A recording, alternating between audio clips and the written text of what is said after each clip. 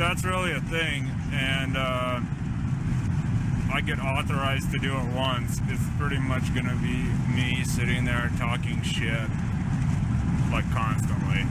Good evening, boys and girls. This is Tim Kennedy. I'm a Special Forces sniper, a Ranger qualified Green Beret, a UFC fighter. Please listen to us and the shenanigans that we're going to say. We will insult you. There will be racial slurs. We will be sexist. We will offend you. But there will be magic, and a unicorn will be raped. So enjoy the show.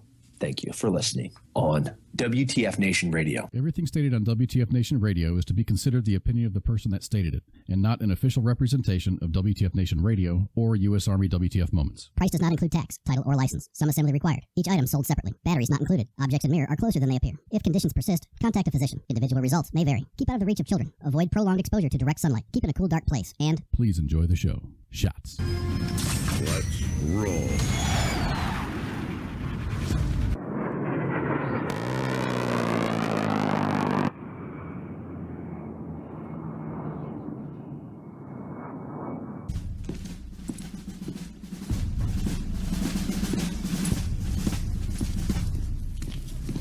Morning, Sergeant Major. How do you know what kind of goddamn day it is?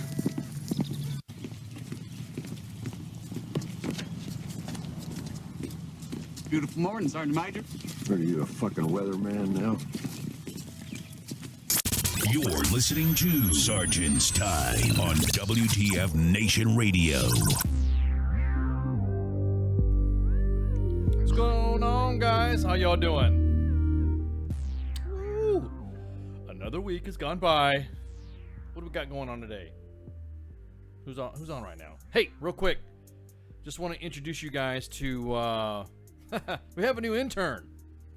Yes. Very pretty colors. What pretty colors? Oh, yeah. Well, I want to introduce you guys. We got a new member of the staff at WTFNationRadio.com, and it's Ender. Hey, guys. He is the newest member of the staff, doing some internship, jumping around. He's going to start me off on on this show Thursday because, he's freaking whatever. Point being is that he is very open to the alternative lifestyle, and we at U.S. Army WTF Moments and WTFNationRadio.com don't give a shit. The way I see it, you put the fucking uniform on, you kill the bad guys, you serve your fucking country. We don't care what color and whatever. So with that, everybody, welcome. Did you just assume his gender? Well, I'm just saying. I'm triggered. I didn't say she. Fuck. I just said, he, and he goes by that, so. I identify as an attack helicopter, so... There you go. Bam. As in rear ender. Only Ryan, Mom, takes his information down. Ryan got the joke. He ruined my fucking joke. That was it. I was going to say that. Yes, really. Oh, shame. So, yeah, there you go. There you go. Baby Ice is upset. Oh, Ice, I'll make sure you get a cookie later. Yeah, we'll take care of you. Don't worry. Yeah, anyway. If you identify as an attack helicopter, your bathroom is now the motor pool. Yeah, exactly. I mean, my bathroom's always been the motor pool since 2010, but, that's besides the point. So, go ahead and give us a story about yourself there, Ender. Oh, crap. I'm 25. I'm married to a guy. I'm active duty. I'm not going to say where I'm currently serving. I'm a fucking degenerate. That's about it.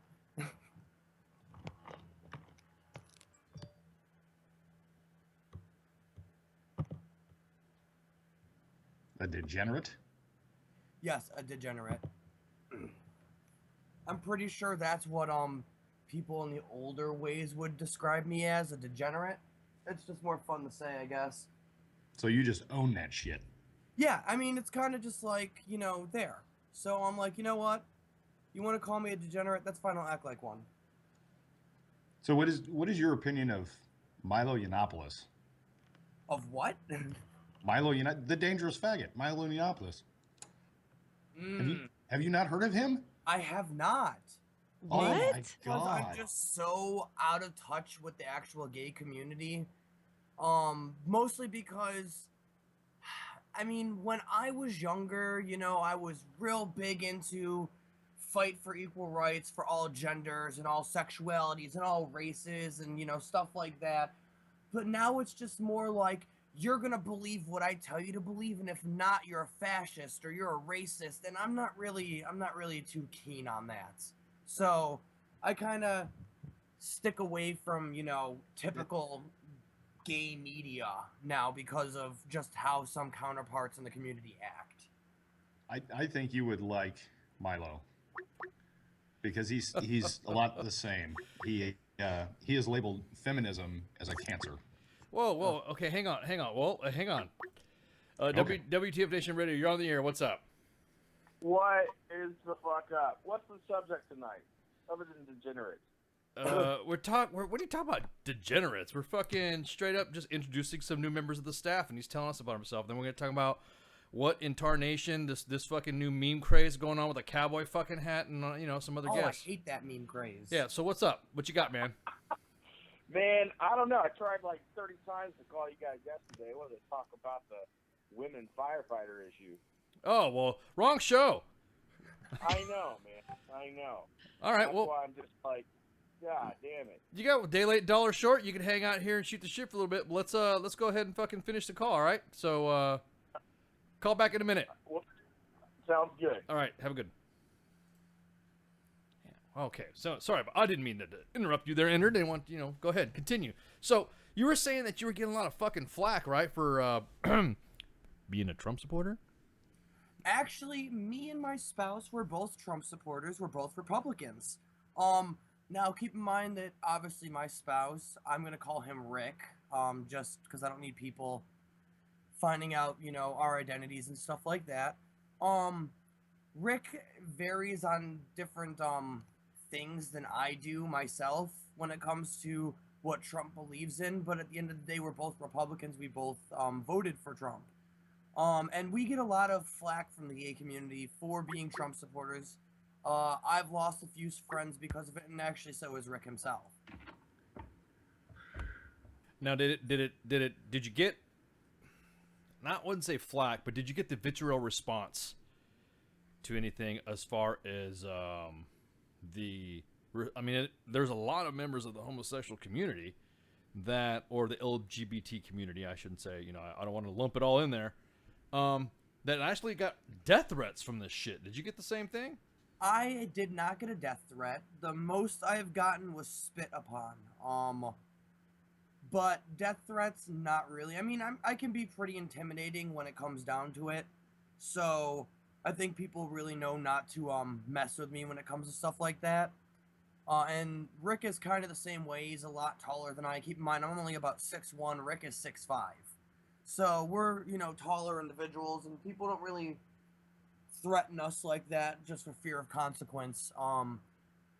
But we did have some retaliation from the gay community. Some people who, like I said before, befriended us because of it. People who called us the disgrace to the gay community and what we stand for and blah, blah, blah. And the actuality is we don't disgrace the gay community in any sense of the matter. Because we want the same thing that everyone else wants. We want equality. We want change. We want to be treated like, people. But the ones who are claiming this are the ones who are going out on a ledge, and trying to get more than, I don't know, what is there? How many genders are there these days?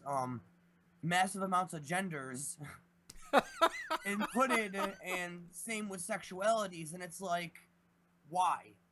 Why do you need all these things? Just label yourself as one or the other. If you like men and you're a man, you're gay. If you like men and women and you're a man, you're bisexual. And if you like women and you're a man, you're straight. And if you're a woman and you like women, you're obviously a lesbian. So, what does that, to bring it into perspective, because mind you, Nation, he is part of the fabric now, U.S. Army, WTF Moves, and WTFNationRadio.com, so he's providing us this perspective that, like we were discussing earlier, I may joke around and say, hey, homo, faggot, queerbot, whatever, blah, blah, blah, blah, joking around, or you ass, or whatever, not meaning any intention, which I think, Ender, I know that you don't feel like any offense when we're joking around like that, because you call me ass and all this other shit, too, so... I think I called you, what was the term I used? A dick swallower at one point? Yeah. So we're, but we go back and forth, and there was no malice, there was no nothing, there was nothing that it was almost as if we're still hanging around shooting the shit in the team room at the unit. Now, when you had a story that actually, again, I don't know much about the community, but this opened my eyes a lot. That was pretty fucked up. Tell me about your command sponsorship when you were going overseas and being a same-sex spouse. Yes. So when I got stationed in Germany, keep in mind, I think where was I? Hunter Army Airfield with the 3rd Cab. When I got on orders, I went to go get my orders typed up and everything, so on and so forth. And a few days later, I got called into the office and said, "Hey, look, your Germany doesn't honor same-sex marriage, so you have 2 options. Either you can go over there and, you know, go by yourself and stuff like that, because your spouse won't be able to go because he won't be command sponsored, and therefore you'll have to pay out of pocket and so on and so forth. Or you can choose a different duty assignment." So obviously me and Rick, we talked about it, and, you know, we decided that it was something I wanted to do, and therefore, you know, I went ahead and did it. But it was very odd to think that, you know, we're over in Europe for training purposes to show support to our allies and so on and so forth, and, you know, we're getting scrutinized for our preference and sexuality. So to me it was kind of just like mind-boggling. But then again, a few months later, I think it was like maybe a year after I got there, then Germany updated the SOFA agreement with the US and honored same-sex marriage, but it was kind of like, it was stressful on my marriage. I understand. It's a little disturbing talking about it because it's kind of fucked up. Doesn't matter who you love, that's still your family. That's still your family. You know what I mean? Now, did it once it was accepted? Did it not seem like it was like a too late, too bad, so sad? Now you're just doing this because of whatever. At that point, did your spouse end up finally getting command sponsored to you? Well, at that point, I really didn't have much time left in Germany anyways, and at that point I really got a feel for the unit I was with, and I honestly didn't care for them, so we thought it was in our best interest to keep things how it were, mostly because if Rick came over to Germany with me, I would have to be there for an additional year on top of the 2 years that, you know, well, at that point it was a year, but it would make my contract over there for 3 years long, and I just couldn't stick it out for 3 years with the unit I was in. So, we kind of just gritted our teeth and made do with the situation we were in. It was just easier for us. Yeah, I'm sure it was. Now, as far it was the irony of it and the repeal and also the stuff that happened, what were you thinking when you saw the openness of guys that you thought were straight? You made a comment earlier. You've seen guys go both ways that were the most biggest shit talkers against the heterosexual community. What was your reaction when all of a sudden they're like, "Okay, guys, now what?" You know what I mean? Did it kind of make you feel a little vindicated a little bit to finally say, "Fuck, now I can finally go and do some shit and not have to worry about looking over my shoulder"? Did that kind of help you a little bit? Actually, I'm assuming you're talking about the repeal of DADT at this point. Yeah, at that point, yes. Honestly, I was not in favor of the repeal. And the reason being is because when they finally repealed DADT, I mean, keep in mind I'm still active duty, but, you know, I was just, you know, starting out my military career. I think I was in for like a year or something like that when they finally repealed it. And I just keep seeing on the media and the news and stuff like that, people coming out on the news, "I'm here, I'm queer," service members making out with each other in public, making jokes about, you know, "Oh, well, since they, you know, honor homosexuals in the military, you know, it's just not too long till, you know, same-sex marriage is allowed in the military and blah, blah, blah. You can marry your buddy to get out of the barracks," and shit like that. And it bothered me. It really did, because I remember when I came out of the closet when I was 16 years old, you know, and to me it was a scary feeling to finally admit to my friends and my family that I myself was gay. And it's one of those personal experiences that should be done in private, not for Tom, Dick, and Jane all over the world to see, you know? So I wasn't particularly happy with the repeal, but I know a lot of service members, you know, who I've worked with throughout the years who were just, they're thrilled about it, and they have their reasons for being thrilled about it, but for me, I was not.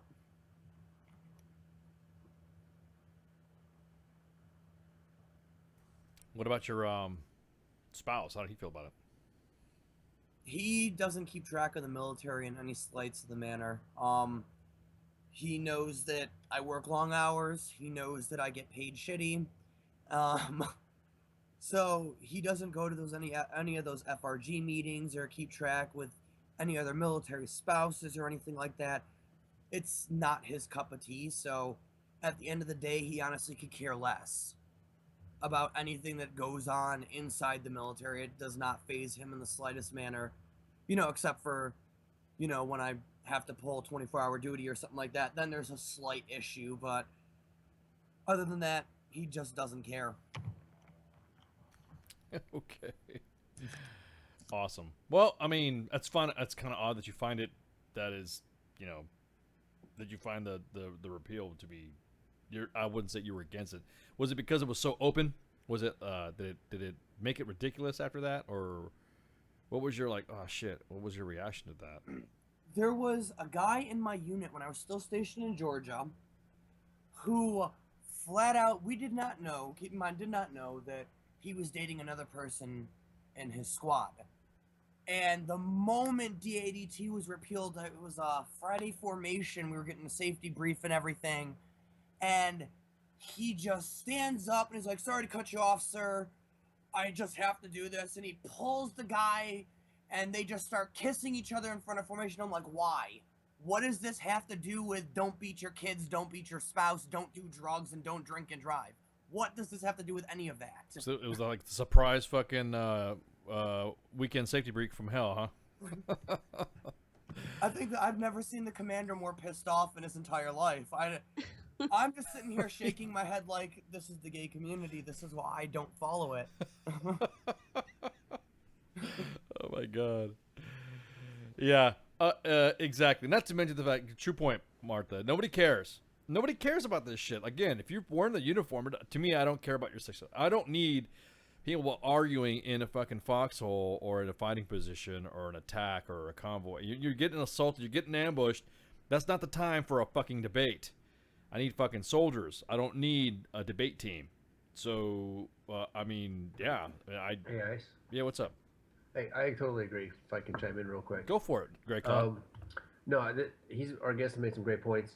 Oh no, he's not our guest. I'm sorry. He's our intern now. He's hired. He's our intern now. He's hired. He's hired. See what happens when you come late? I'm about to say, man, you come late for formation. Typical fucking warrant. God damn. Oh man. Anyways, but yeah, he is our intern. He's jumping around from teams, co-hosting and stuff like that, getting this deal. So this is Ender. Ender, this is Grey Cloud.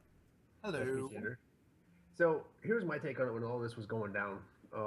Because I had Joes under me and whatnot that obviously they all had their opinions. They were very strong about them. And here was always my take and what I preached to my Joes. I said, are those guys going to still put lead down range? Yes. Are they still going to have your back? Yes. Are they still a part of the team and bring something to the fight? Yes. Then who the fuck cares? That's the thing that pissed me off when the Commandant of the Marine Corps came out and said, oh my God, guys, you know, this and this and this is going to happen. Well, you know what? I've been downrange several times, and you know what? Straight guys rape straight guys in infantry units. So to say that there's going to be more of this shit that happens, it's fucking horseshit. And it pissed me off to no end. The guys are going to do the job. They're damn good at their job, and they're going to put lead down range. Shut the fuck up and draw fire. Sorry. Yeah. No, you're right. Exactly. It's like our new SecDef said, you know, Mad Dog. I don't care who you go to bed with, so long as you can accomplish the mission. Exactly. And as a matter of fact, when that representative was trying to press for him, what do you feel about? And he even said what people do in their personal lives before, what was that? Behind closed doors is none of my business. I don't care about that, which drove it home. Now, I mean, this is exciting because again, this is pretty cool. I like the fact that oh my God, I'm getting a lot of PMs and responses and thumbs up and angry faces and views and all that. This is awesome. We don't care. Yes, Great Cloud does swear. And somebody's asking in the freaking Facebook live chat from the main page. Great Cloud swears? Well, I ain't never. So, I guess you don't cuss that much, do you, Great Cloud? Apparently fucking not.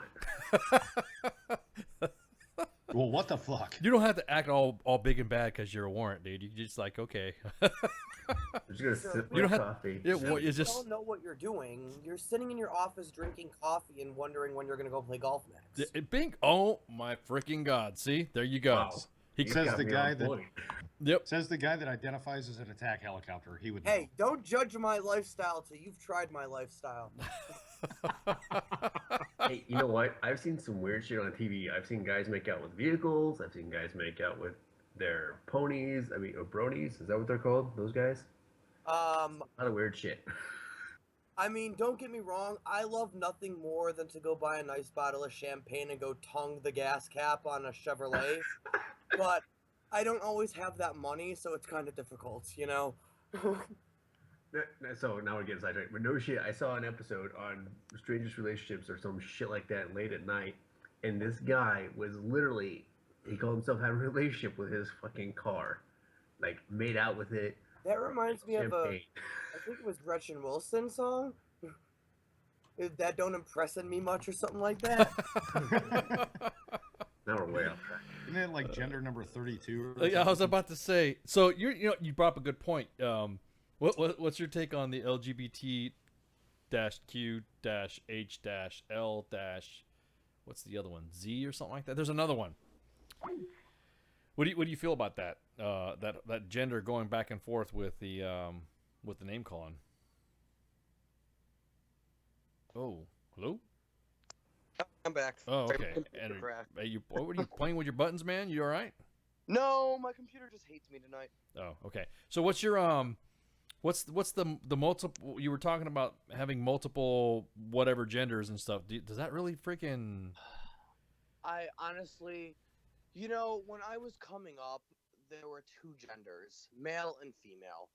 I don't know why everyone assumes that, there needs to be a billion different genders. Personally, in my eyes, and I'm not saying this to try to offend anyone, there's only two genders. You're either a male or you're a female, and the fact that it's kind of roped into the the LGBTQ community kind of is just like, what does your gender have to do with any form of sexuality whatsoever?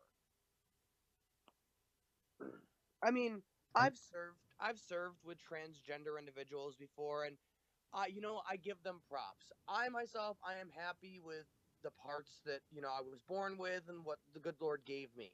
And if you're not, by all means, do what you need to do to rectify that situation for you to be comfortable in your own skin.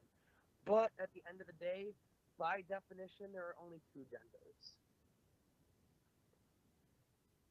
Wow. What's I ran into that issue when I was in California. We had trans guy. So, oh, you get some bad webs there, Mike Golf. Yeah, your webs are breaking up, buddy. Oh, I thought that was me. No. I was gonna say, damn it, computer, you went now iPhone, you too. No, hey, Mike Golf, you're fading in and out, man. So, yeah, it kind of frustrates me when it comes to that shit. I'm just kind of, hey, whatever. I at this point I really don't care now. I don't care. I'm just done. I'm done just trying to analyze shit, if that makes any sense. Hey, I see you've been a top. So let me ask you this: have you ever seen an issue with it from guys trying to make a big deal out of it that float that way, or have you ever seen it where guys try to enforce their way of life in a platoon, a company, a battalion? Have you ever seen that in your time? No, because immediately when I saw the discrimination begin. Like there was guys that I knew that could ruck, could out-ruck, could outrun, could outshoot a lot of the individuals, and so it was kind of like nobody. It was almost accepted, if that makes any sense. So as soon as I sensed it, I kind of it was the team guys were the ones that just kind of like, meh, they didn't care because they saw it. And if someone tried to blast somebody or start their shit or try to open it up, I would be like, yeah, okay, yeah, whatever. I would kind of blow it off because, like Ender was saying, it was kind of like brought down at the lowest level, and nobody said anything about it. And then it was like, no, oh well, the guy brought it up. The guy brought, who cares? Shut the fuck up. Anyway, so let's continue to do this fucking battle drill. You know what I mean? It wasn't one of those things to where it was a continuous issue, nor was there an EO thing or a sharp thing about it. So I really was kind of lucky to not have to experience a lot of it. Nice. Good to know.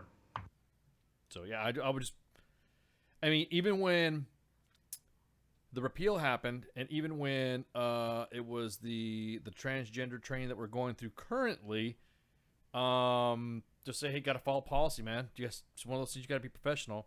It's almost like taking a piss test. You know what I mean? You got to look at that dick. Sorry, it's procedural. It's clinical. You got to look at it. You got to talk about it. That's it. That's not taking the piss test. That's meat gazing. You got to be professional when you're meat gazing. Well, hey, Doc Madness, how you doing, man? What's up, dude? Hey, I don't know, but I know I can't do a UA unless someone's staring directly at it. Well, legally and emotionally, I agree with you. Yeah. I need to feel like something more of Hey, Doc Madness, Doc Madness, we got Ender now. Ender's our intern, hired onto the staff, on air staff. Bro, is the radio like glitchy? It Somebody's is. microphone glitchy? Yeah, we got some glitchy going on right now. Was it on? Was it that way before I jumped on, or no? No, it's just for some reason all the webs around the. It seems like this must be coast to coast on the web is there. CIA's fucking getting their vengeance. Yeah, they're like wondering, what the hell's going on? Why is this guy freaking? Why is this broadcasting? Everyone's internet's crashing right now. It's been like a running thing lately. Dogs and cats living like, together. Well, you're gonna publish our hacking if you're tools? on the East Coast. What's that? I was saying, I know the East Coast has been, especially northern East Coast, has been having a lot of issues with wind and stuff like that. I didn't realize you guys had internet up on the northeast coast. I mean, thought it was still like, pretty excuse me, Amish, bear fuckers. But, you know. That's the Russians. Yeah. Yeah, they're just upset that I guess WikiLeaks is, Yeah, they published their shit. Yeah. They're like, we'll fucking take it away from everybody if you guys can't fucking play nice. If you guys can't do it yourself, then what's up? You know what I mean? Whatever. Fuck them. But anyways, yeah. So I never had any issues, and I would stop. And a lot of the guys would be like, shut the fuck up. Somebody would start to do something. Bag poke. Yeah, shit in a bag. I don't even poke. know what we're talking about. It would actually the other. That's when I started realizing I had more gay soldiers in my unit than I did, and they would tell them to shut the fuck up. And it's pretty hard when you have, 5'10", 6 foot dudes who fucking, bench, up in the fucking 300s and fucking ruck their asses off and, blow shit up and shoot shit. And, watching them two fight or tell one guy to shut the fuck up, it's usually ends pretty quick. So. Can you imagine that? Getting fucking railed in the ass by somebody that can squat like 600 pounds? That's like a fucking meat projectile, bro. Thanks, Doc. Seriously. You're welcome. That's what I do. What are we talking about? I don't know what we're talking about. I'm just fucking. I just showed up. I'm sure there's people that are like me that. You just forced yourself in. Yeah, we know. On. You just forced yourself in. We got it. That's what I do. Yeah, we got it. Meat Amazing. projectile. Yeah, meat projectile. Yeah. So, anyways, all right. So now that we got the intros over, what we're gonna talk about? God, we got some serious internet problems right now. Yeah, it's fucking the webs. So did you guys hear about that fucking? What do you guys think? Now, come on, I'm going to talk about this. I know I shouldn't know. Everyone's talking about, don't be talking about it. Blah blah blah. Hey, fuck that. Block number 7 or vault number 7 or some shit like that. With the CIA's, all those shits being leaked out. Yeah, that's what we were just talking about. No comment. Oh, I know. I'm not. Guys. That's why the internet's fucked up. Like literally. My shit went down because the NSA is listening in on our conversation. I don't think they want freaking Ender to come on. They don't got time for us. Yeah. I think They do. they breaking balls on Ender, man. They're You like, have no idea what kind of perverts work at the NSA. Listen here, CIA. I'm here. I'm queer. Get used to it. What the fuck? Tell me that was a sound. Please tell me that was a sound bite. no, it was a real deal. I told you, Oh, that was me. Legit, just- Ender is. Oh my god, dude, stop, Doc. Listen, Ender is an intern, and he is of the LBGT whatever community. Okay. And he's That's what I was asking. I'm like, why are we talking about fucking gays like this early into the fucking? No, because we're show? introducing Ender, and he is part of the community. So what better person to talk about the community? Now I'm tracking. Yeah. Meat projectile was probably like taking it too far. Then I don't know. Knowing the Fine. context. I'm literally so wet right now. You could drown a toddler in my panties. I mean, not that you would. Oh my god! Wow. Wait, stop! Waterboarding. Stop! Everyone, stop! Yeah, Jesus Sure, Christ! There's gonna be a greater need for that. A meme, yeah, exactly. What in tarnation? What in erection? Oh my god! Oh, fucking hilarious. Okay, so now that you guys have formally met, fucking hilarious. Okay, so this vault number 7 or vault whatever. These guys coming up, WikiLeaks Assange talking all this shit and all that. Oh, hey, we got some Ghost Recons coming out now. What the fuck are we talking about? We're talking You're about just- Vault 7. Are you mixing shit up now? No, we're talking about Vault 7. People are just Yeah, pinging me. Vault 7's off of isn't that off of that video game, the post-apocalypse one with the little kid, and you build railroad guns out of like railroad spikes and shit? Oh, that's Fallout. That's Fallout. Yeah. That's Isn't that Vault 7? Isn't that where it comes from? Vault 111, actually. It's 111, yeah. Okay. Yeah. Okay. Never mind. Not that I've ever played or anything. Yeah. No, I mean, of course not. Well, it depends Dude, on what if you've been New in the Vegas is army good. and mentored anybody, you've had fucking kids that just like jerk off to that shit. Yeah. Literally and metaphorically. Of course, or rhetorically, however you want to talk about it. Well, yeah. If jerking off isn't the most fucking like, I don't know, like rhetorical incarnate activity. Then No, of course. I don't know what it is. Exactly. Actually, masturbation is really good for arthritis. Just gonna throw that out there. Some medical knowledge for you today. The more you know. You mean it creates arthritis, right? Depends Andrew, on, you're making me wet. Yeah. Depends on how. Depends. It only creates arthritis if you're doing it angrily. Depends on Oh. how. See? It all depends. Depends on how much oomph you put into it. Yeah. Just take your Celebrex Depends. before you do so. Depends. The difference depends between on, pink and purple is your grip. Depends on how many pounds the guy doing it can squat.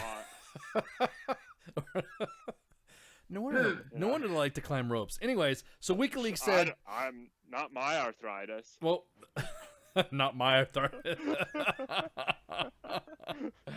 So anyways, WikiLeaks allowed tech companies access to much more detailed information about the CIA hacking techniques so they can develop fixes before the information is widely published, WikiLeaks founder Julian Assange said on Thursday. Assange spoke 2 days after WikiLeaks published thousands of documents it reveals hacking tools that the CIA developed to break into servers, smartphones, computers, and TVs. The news conference took place at the embassy in Ecuador in London, where Assange has been holed up since seeking asylum in 2012. Hold on, Assange is who? I missed it. He is the dude that runs fucking WikiLeaks founder. the Oh, WikiLeaks tracking. founder. So he said that some of the tech firms have reached out to him to get more details about the tools, and he says that WikiLeaks hasn't published the details yet because he doesn't want journalists and people of the world, our sources being hacked using these weapons. Hold on, but this is based off of documents that's how dated. Oh, I don't know. Like what? No.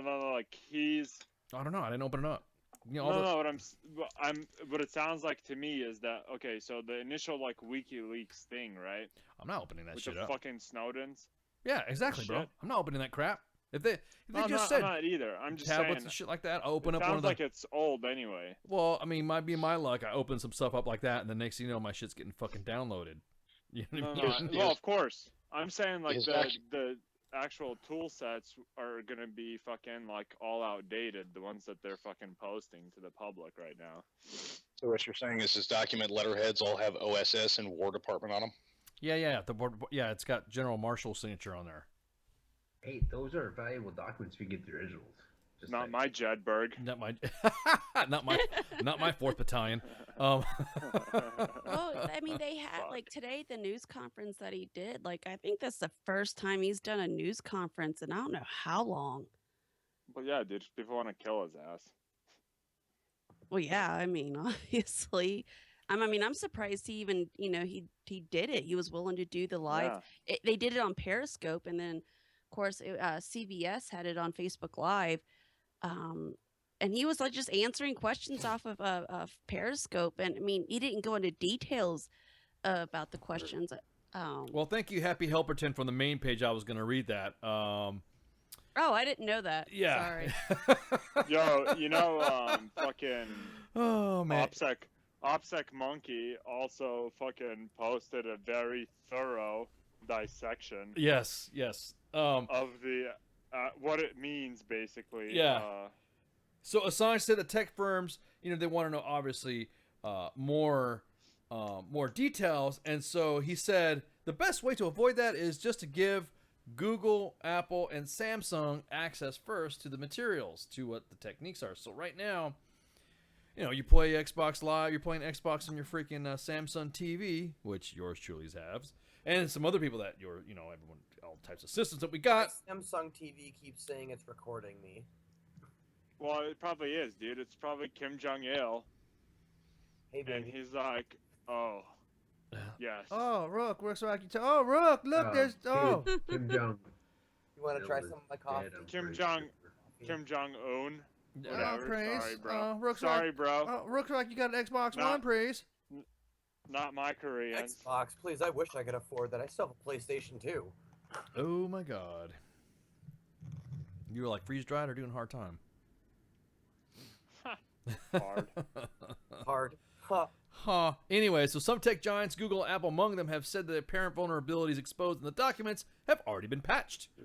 Most firms said they continue to evaluate the information, and WikiLeaks claims that the CIA and its Center for Cyber Intelligence lost its restricted access to several 100 million lines of crucial hacking code. WikiLeaks See, that's the problem, man, is like the actual...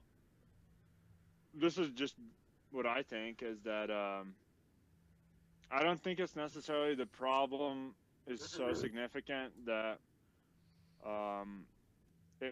like those tools, like for example, the OSINT toolkits, right? Those get outdated. This is like parallel, but not out of this agency bullshit. Go figure, agency drops the fucking ball on something again. But what I'm saying is that like API changes happen so often that those fucking toolkits have to constantly be fucking updated, and so depending on how dated the information is, the shit may not even be like of any utility to like people that are lazy and just steal other people's code, which that's pretty much what hacking is been reduced to nowadays. But I would say that what's dangerous about it is that the templates that were used to design these actual like kits, there's like the way that like people talk, you could tell that somebody has an accent, like what, and it's similar, like all that shit when it's written, they have like unique possible identifying features and shit, you know. Yeah. Or it could be like also like there could be like bits of like think of it like math problems, right? Like certain ways of expressing mathematical like shit, and maybe nobody's thought of it before, like some kind of like algorithm fucking voodoo, and it may not directly be applicable now or effectively applicable, but indirectly it may fucking provide opposition forces even, although I'm sure that the opposition is far beyond us and its mathematical capabilities based off of what I've seen in the Common Core abortions that they're fucking teaching to our kids nowadays. But the 1 + 1 + 5 + 1 + 5 + 1 = 1. That bullshit. Bro, yeah. What's the best? Like, how do you get? What was that fucking question? It was like, how do you get 5 from 10 or some shit like that? And it was like, add 7 and subtract 4. And I'm like, what the fuck are you talking about? Like, it was like absolutely fucking retarded, dude. Well, I mean, I couldn't follow it. My kid's like fucking explaining it to me, and I'm like sitting there like flipping through my phone, like looking for, like wishing I had a Eastern Orthodox exorcist on speed dial. I'm just picturing that in my head. Oh, yeah. Man. So the WikiLeaks said that the hacking division involved more than 5,000 registered users and has produced more than 1,000 hacking systems, Trojans, viruses, and other weaponized weaponized malware. The FBI launched criminal investigations, released a document cache, and a U.S. official told USA Today, of course, a reputable news source. The official, who is not authorized to comment publicly but more than likely will leak all this shit, said that the inquiry will determine whether the disclosure represented a breach from the outside or a leak from the inside of the spy agency, and a separate review will attempt to assess the damage caused by such disclosure. If your tools fake news. But if your shit gets revealed to everybody and WikiLeaks has it, then yeah, there has been a fucking breach. Fuck WikiLeaks, dude. Well, I'm just saying, there's a breach. I'm just saying, like, fuck them. Give me some polonium, and I'll fucking make it another dude in fucking England that fucking go bald. You know, and have another polonium haircut. Yeah, bro. Polonium's where it's at. Yeah, I was about to say. Say again. Polonium? Yeah, polonium's where it's at. It is, man. Right, dude. Why Bitches go love polonium? Exact. Why go gold when you can go polonium? That's gonna be some. I can see that being like a fucking rap song, bro. Yeah, exactly. Now that whole James Bond's running through my head. The polonium stuff. Polonium. You here? I'm here to talk. No, Mr. Bond. I want you to die. WikiLeaks has conducted a global crusade to expose government secrets through a series of controversial and sometimes embarrassing document dumps in recent years. Assange, Julian, sought asylum in Ecuador's assembly more than 4 years ago to avoid extradition to Sweden, where he's been accused of sexual assault, and the United States, where he fears possible espionage charges, but his position is tenuous. Guillermo Lasso, the front runner in Ecuador's presidential runoff set for April 2nd, said that if elected, he will evict Assange. Well, there you go. You're right. Whatever happened to freaking Anonymous? I'm just asking, Anonymous. Don't fucking go crazy on us. I'm just asking a question. Where'd you guys go? I thought you were supposed to be like cyber vigilantes there. They're still there. I still see them every now and then. Okay. Yeah, dude, it's a bunch of fucking ANCAP fucking kids choking on their fucking enemas because Donald Trump won. They're too busy doing that. Okay. Just saying. Really feel. Well, yeah. I don't really hold back, actually. Yeah, well. I didn't think I was. Didn't think you were, and I don't see you ever doing it. Hey, just real quick, what's going on? Breaking in Germany right now. There's been an attack in Germany. Of course. A live terror attack. Hang on, let me go ahead and get these. Several people have been injured in an axe attack in Dusseldorf train station. Reports of a crazed man, of course, because saying Allahu Akbar is not crazy, at the scene, and 2 people were arrested. Police spokesman Rainier Kirstens told the Associated Press that suspected attackers are believed to be on the run. Pictures from inside the Germany Central Station showed people lying on the floor receiving treatment surrounded by blood. So, more to follow on that. One of the stations told Bild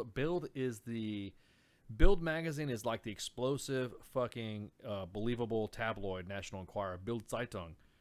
And one of the person was reporting that we were standing on the track waiting for the train came and suddenly jumped out with an axe, hit people, and there was blood everywhere. And then somebody tweeted, breaking, man with axe chased by police in Dusseldorf, station closed. I am in the train, things look bad for police and terror. Stay away from Dusseldorf, train crazy man with axe on loose. I'm trying to remember where Dusseldorf is. I think it's up closer to Ramstein. Yeah. Point being is that they just always say something like this is a crazed man. You know what I mean? They talk about it. Well, it is a crazed man with an axe. Yeah. It's like it's terrifying. Thus, it's a terror. It's event. a terror event, and is using terror. Well, fuck yeah, dude. It's terrifying to be, the guy's like, like Japanese using knives and shit, like the Germans fucking, with their efficiency going with the axe. But yeah, I know, still, because it's not like fucking whatever. No, Germans are quite efficient when it comes to killing. I'm just telling you. So that at least it's not gas. Right? I mean, they kind of proved that a few years back. But... They did. They actually did a few, to kind of prove something. Yeah, so that's what's up. Now, you ask about Anonymous, and you ask about what's been going on. Anonymous just took down, like fucking a 5th of the dark web child pornography fucking ports. So, hang on. We got some phone calls coming in. WTF Nation Radio, you're on the air. Because they fucking stopped fucking jerking off to it? And WTF Nation Radio, you're in the air. Hi, it's OPSEC Monkey. Who's that? Who? What? OPSEC Monkey. What's going on?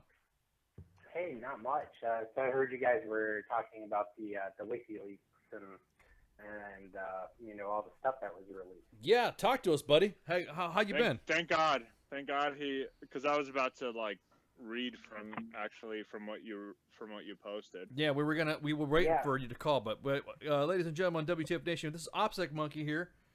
Bow down, peasants. Bow down, peasants. Yield. Right. Yeah. Thousands of pages, and one of the things that we found out about the Central Intelligence Agency that really was a shocker for me was they have very poor password management. I just want to put that out there for everybody to know. Passwords like "Do you lift, bro?" and stuff like that is not an acceptable password. I thought that was pretty, do you lift, bro? I've never seen an agency guy lift, so. Yeah, me neither. And you guys, the most that we lift is our mouse when it goes over the glass or whatever on our desk. We have to pick this huge heavy thing up and put it back on the mouse. Yeah, or a server or a switch or a drink, a cup of coffee or something like that. Yeah, exactly. Vault 7. Do you guys actually know what Vault 7 is? Go for it, OPSEC Monkey. Tell us. We're probably going to get droned while we're doing this. Go ahead. Yeah, well, last time we tried this, Facebook, remember, killed the feed.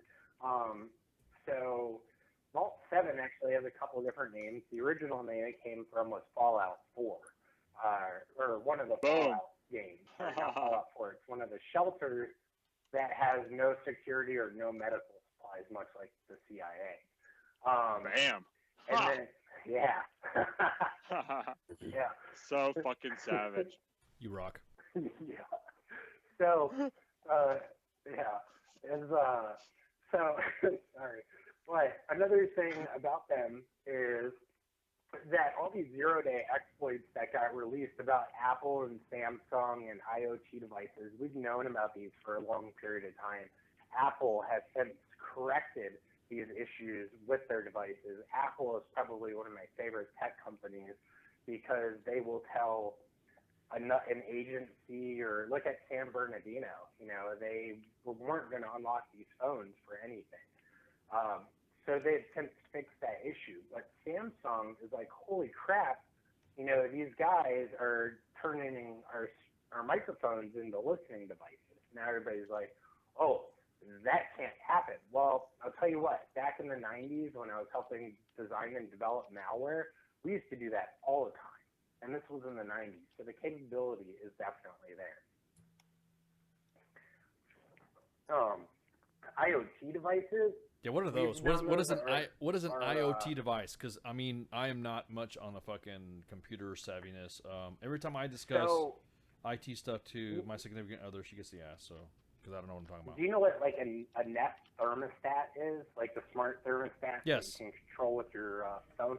That's an IoT device, Internet of Things. The Samsung smart refrigerators, those are IoT. Your DVR box, if you have DirecTV or Dish, that's considered an IoT device. An Xbox One or PlayStation 4? Yes, can be an IoT device because of the capabilities. Now, we've known for a long time there's been vulnerabilities for those because look at Dying DNS a few months ago. There was a huge IoT attack that took down the internet on the East Coast.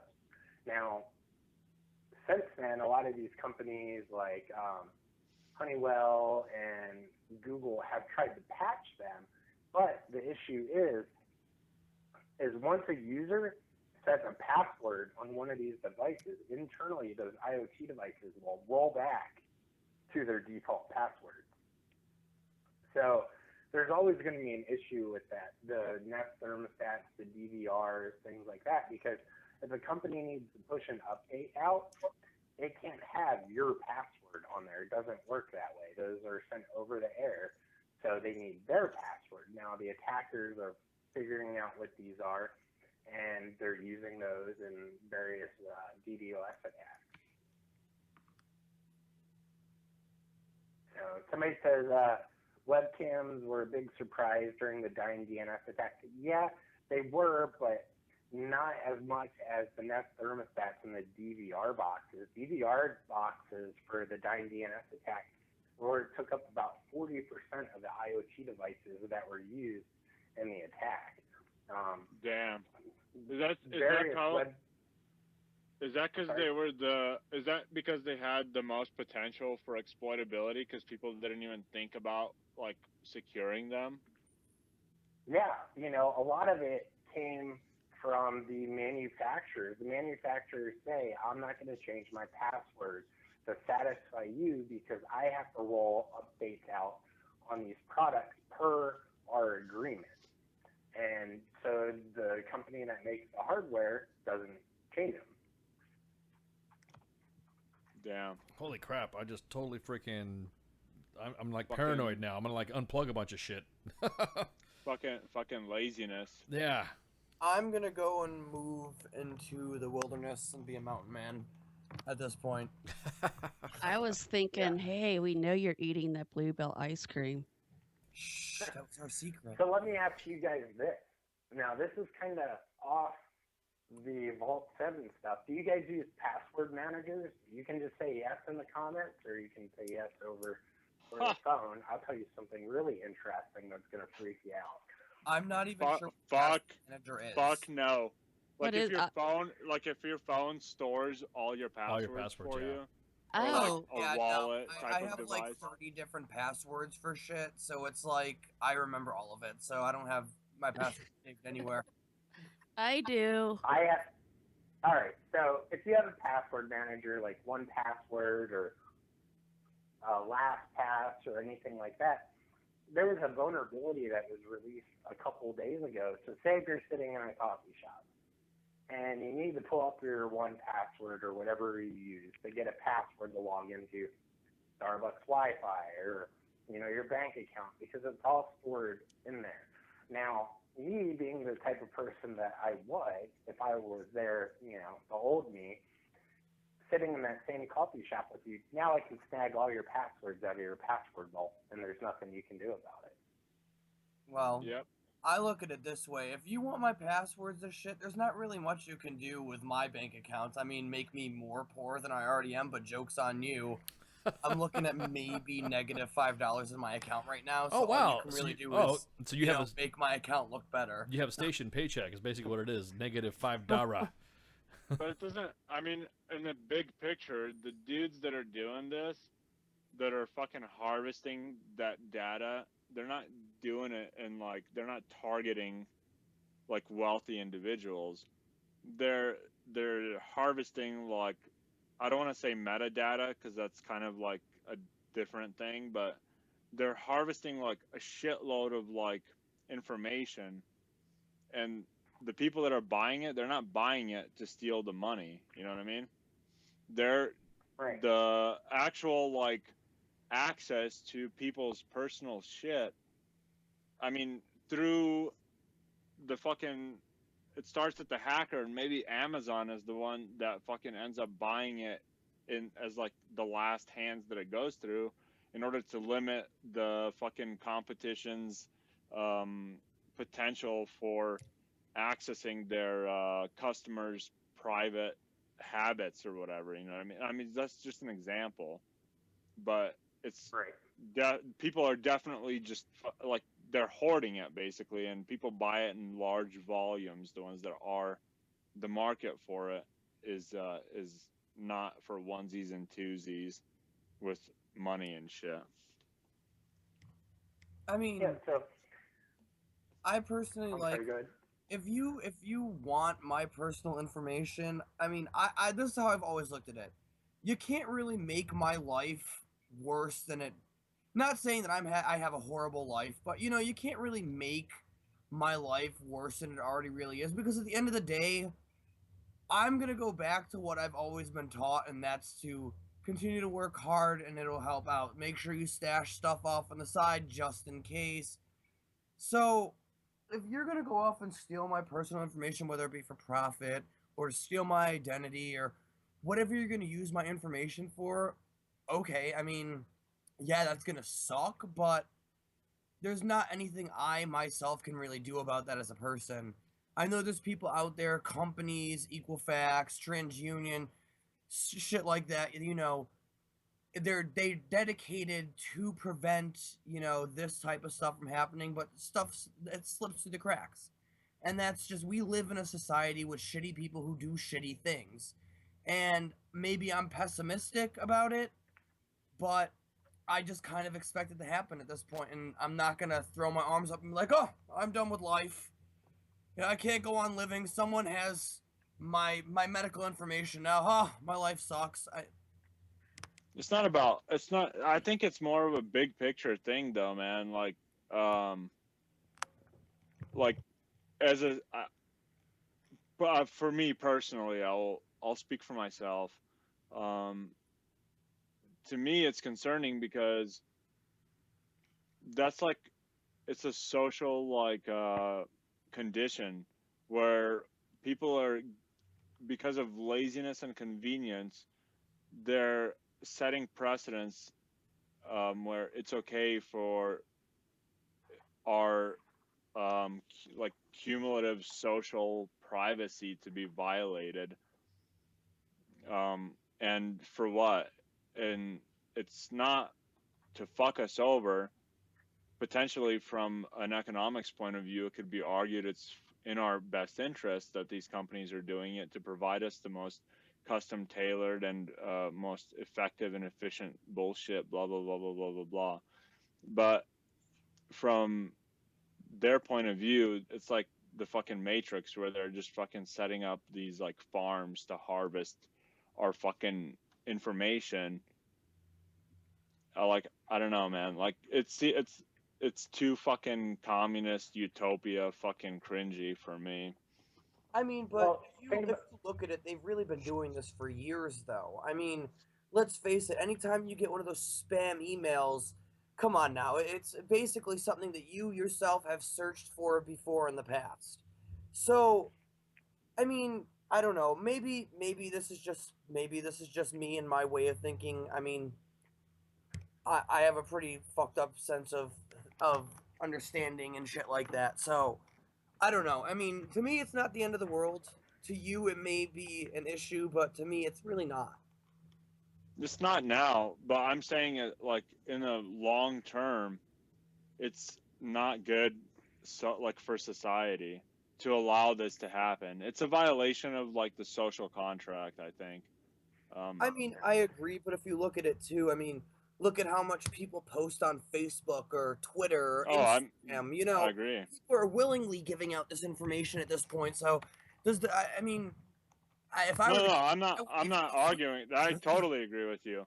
But that's fucking, that in itself is how much data is mined from fucking Facebook. It's like, it blows my fucking mind to even consider.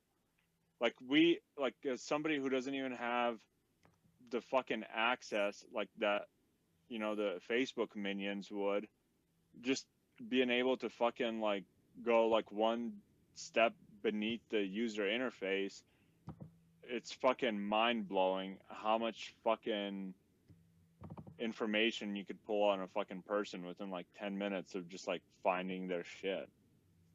Yeah, so speaking of that, you know, you guys know I do a lot of data mining, and last year and this year have had, you know, helped get some really bad people off the streets. And, you know, data mining like that, to get that type of information is super easy to do. Well, for somebody like me, it's super easy to do, but we're looking at, you know, petabytes of data that I collect, and, you know, and that's every year. I won't say, you know, every month or so, probably every month, you know, there's a couple, you know, 100 gigs here and there. But you know, the type of people that I go after, like the child predators and stuff online, these guys think, oh, you know, I'm covering my tracks and everything, and then they go and they try to do something stupid, and then the next day they have the federal government banging at their door because of applications like I'm designing that do predictive threat analytics from, you know, big data. Tells me that they're going to do something stupid. So I'm able to pull their location, their name, telephone number, address, you know, social, where they work, you know, that type of information fairly easy. Hey, real quick, OPSEC Monkey, you gonna stay on for a little bit because we got to take a break right quick, and we could continue on this because there was another story that I was gonna segue into about the dark web. So if you want to hang out, you can. Yeah, okay. All right, everybody, hang out, warning shots, and then you know, you're of course joining Sergeant's Time with Doc Madness, myself, Ice, Mom, Ender, Gray Cloud, and we got OPSEC Monkey on the line, providing you all the cyber tips you could get to make sure that Samsung is getting all them digits. So everyone hang out, and then let's get some shouts. Warning shots. Oh my God. You guys are freaking... This station is now the ultimate power in the universe. I suggest we use it. The voice of U.S. Army, WTF Moments. This is WTF Nation Radio. I find your lack of faith disturbing. We must learn to separate your heart from the world. Refuse to bury a victim. A casualty of the times. Or won't you open your eyes? Oh, Mom and pray. Release me from fear. Though I accept my fate, I will not settle for a hole in the air.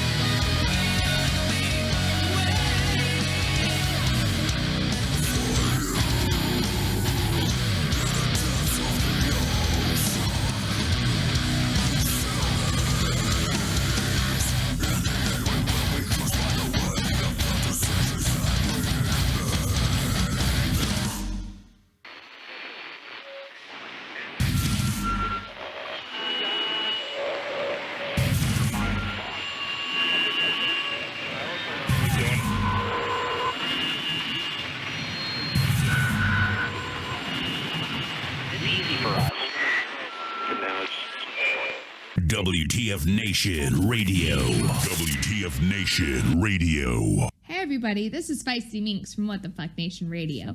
I'm here with Jay Reddy, and we have a show on Tuesday called Thursday Magic.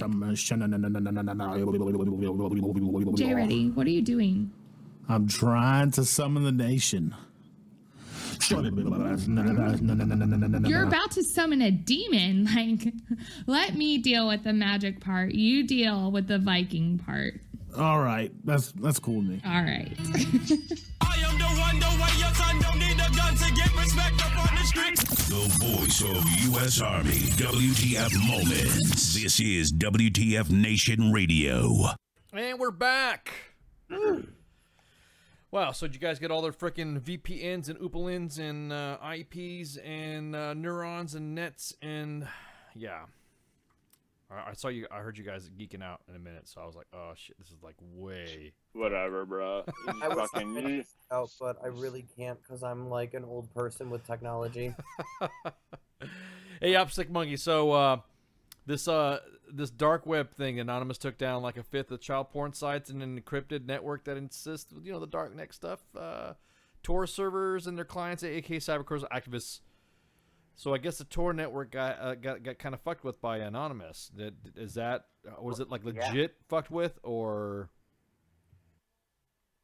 I'm sorry. What was that last part? Was it like legit Anonymous stuff, or was it just kind of like a bunch of ANCAP fucking some guys that just said that they were like going, whatever. I'm just my thing. Go ahead. So what it was so when you hear about Anonymous as a group, there's really a bunch of other people, like groups under Anonymous. Think of Anonymous as a umbrella that other hacking collectives can go hide under. And there are groups out there that target things like this. And yeah, I mean, there was quite a bit of information that was turned over. A lot of it, though, got dismissed in court. Why?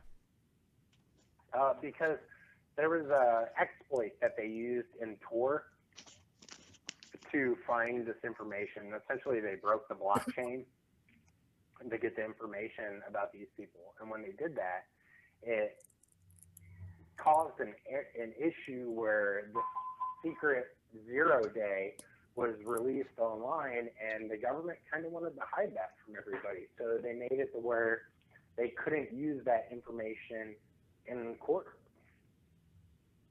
Well, that kind of fucking sucks. Yeah.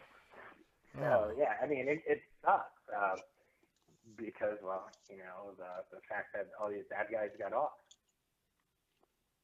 Now, for those of you guys that don't know what's the difference between the web and all this other stuff, I saw a pretty good little thing that discussed how the way, believe it or not, AnonHQ.com has a little bit of a graphic to talk about what, and I'm going to drop it in the freaking in the chat, guys, so you guys can check it out. It's already in there before, but it's already in there for you, OpSec Monkey, if you want to check it out. In the Kula. So they break down the web in 3 layers, I guess. You have the surface web, which is like Bing, Google, and Wikipedia. The deep web that has not accessible by surface web crawlers like multilingual databases, financial records, government resources, and stuff like that. Legal documents, med records, and all that. Then there's the dark web. Illegal information, Tor encrypted sites, political protests, drug trafficking sites, and private communications. All the good shit. So private communications, is that like Snapchat? No, that's for fucking goddamn like just fucking sluts, bitches that hit puberty and want to fucking send dudes to fucking jail for fucking statutory rape. Oh my god! Let OpSec Monkey answer. I just gave like 3 questions to OpSec Monkey to break it down. So go for it. So let me start at the beginning. So we have the web, and then we have the dark web, right? So the regular internet is only the surface. It's only about 5% of the internet, right? I mean, that's super small compared to the deep and dark web. And thanks to the United States Navy, we have, Tor, which allows people to get on and build these types of sites. So, because it was a military project long ago. And so you have these sites pop up, and, there's sites out there that are like a Facebook and message boards and various things like that for people to communicate on. And then you do have these websites that are for, we'll call it peer-to-peer communication, even though it's encrypted. It allows, me to talk to you, and you don't know who I am. We're both anonymous online. But things, how people are stupid, and they end up talking and disclosing information about themselves on there. Okay. Now, so was it? I mean, I know you said that they couldn't take cases to court. What's Ashton Kutcher's fucking deal? I guess now all of a sudden he's become like the fucking sex trafficking and human trafficking fucking advocate now, or I'm sorry, the anti-human sex trafficking advocate. Yeah. So he works with a lot of technology companies, which is great. And one of those technology companies is a company called Thorn. And what Thorn does is they go after people that do human trafficking or involved in human trafficking. And then they identify these people and they try to figure out where they are by various code words and code signals and things of that nature. And they work with various agencies that go in and try to help rescue these people. Now, the thing that I'm very involved in anti-human trafficking and sex trafficking and things like that. Huge advocate for it. And, it's a huge problem. Every 10 seconds, there's a child or a person sold. And, that's a huge problem. And you guys are all familiar with Memphis, right? Memphis, Tennessee? Yes. Memphis, Tennessee is this Memphis that you hub. speak of, the Memphis of Memphis, like the Memphis of Memphis. Yeah, the Memphis. Elvis Presley, Memphis type, blues. Yeah, I just want to make sure. Gotcha. Yeah, they're the hub for human trafficking in the United States. There's more human trafficking that occurs in Memphis than anywhere else in the United States. Huh. So it's pretty crazy. Surprising. Yeah. That's just kind of weird. Yeah, and because it's centrally located in the United States, think about it. It's like I was gonna say, yeah. Yeah. And it's not like a super. It's big, but it's not too big either. You know what I mean? Right. So here's a good one. Now, are they? Now here's a question that I always had, because we talked about because most of the stuff that I was dealing with deployed, there was the human trafficking on the bad guy side. I mean, they're all bad, but the enemy, the Islamo whatever, place your tag there. Are these American citizens involved in this stuff? Are there international guys involved with this too? And then we've kind of fucking these American citizens kind of sold out to them. Is it cartel run? What is that?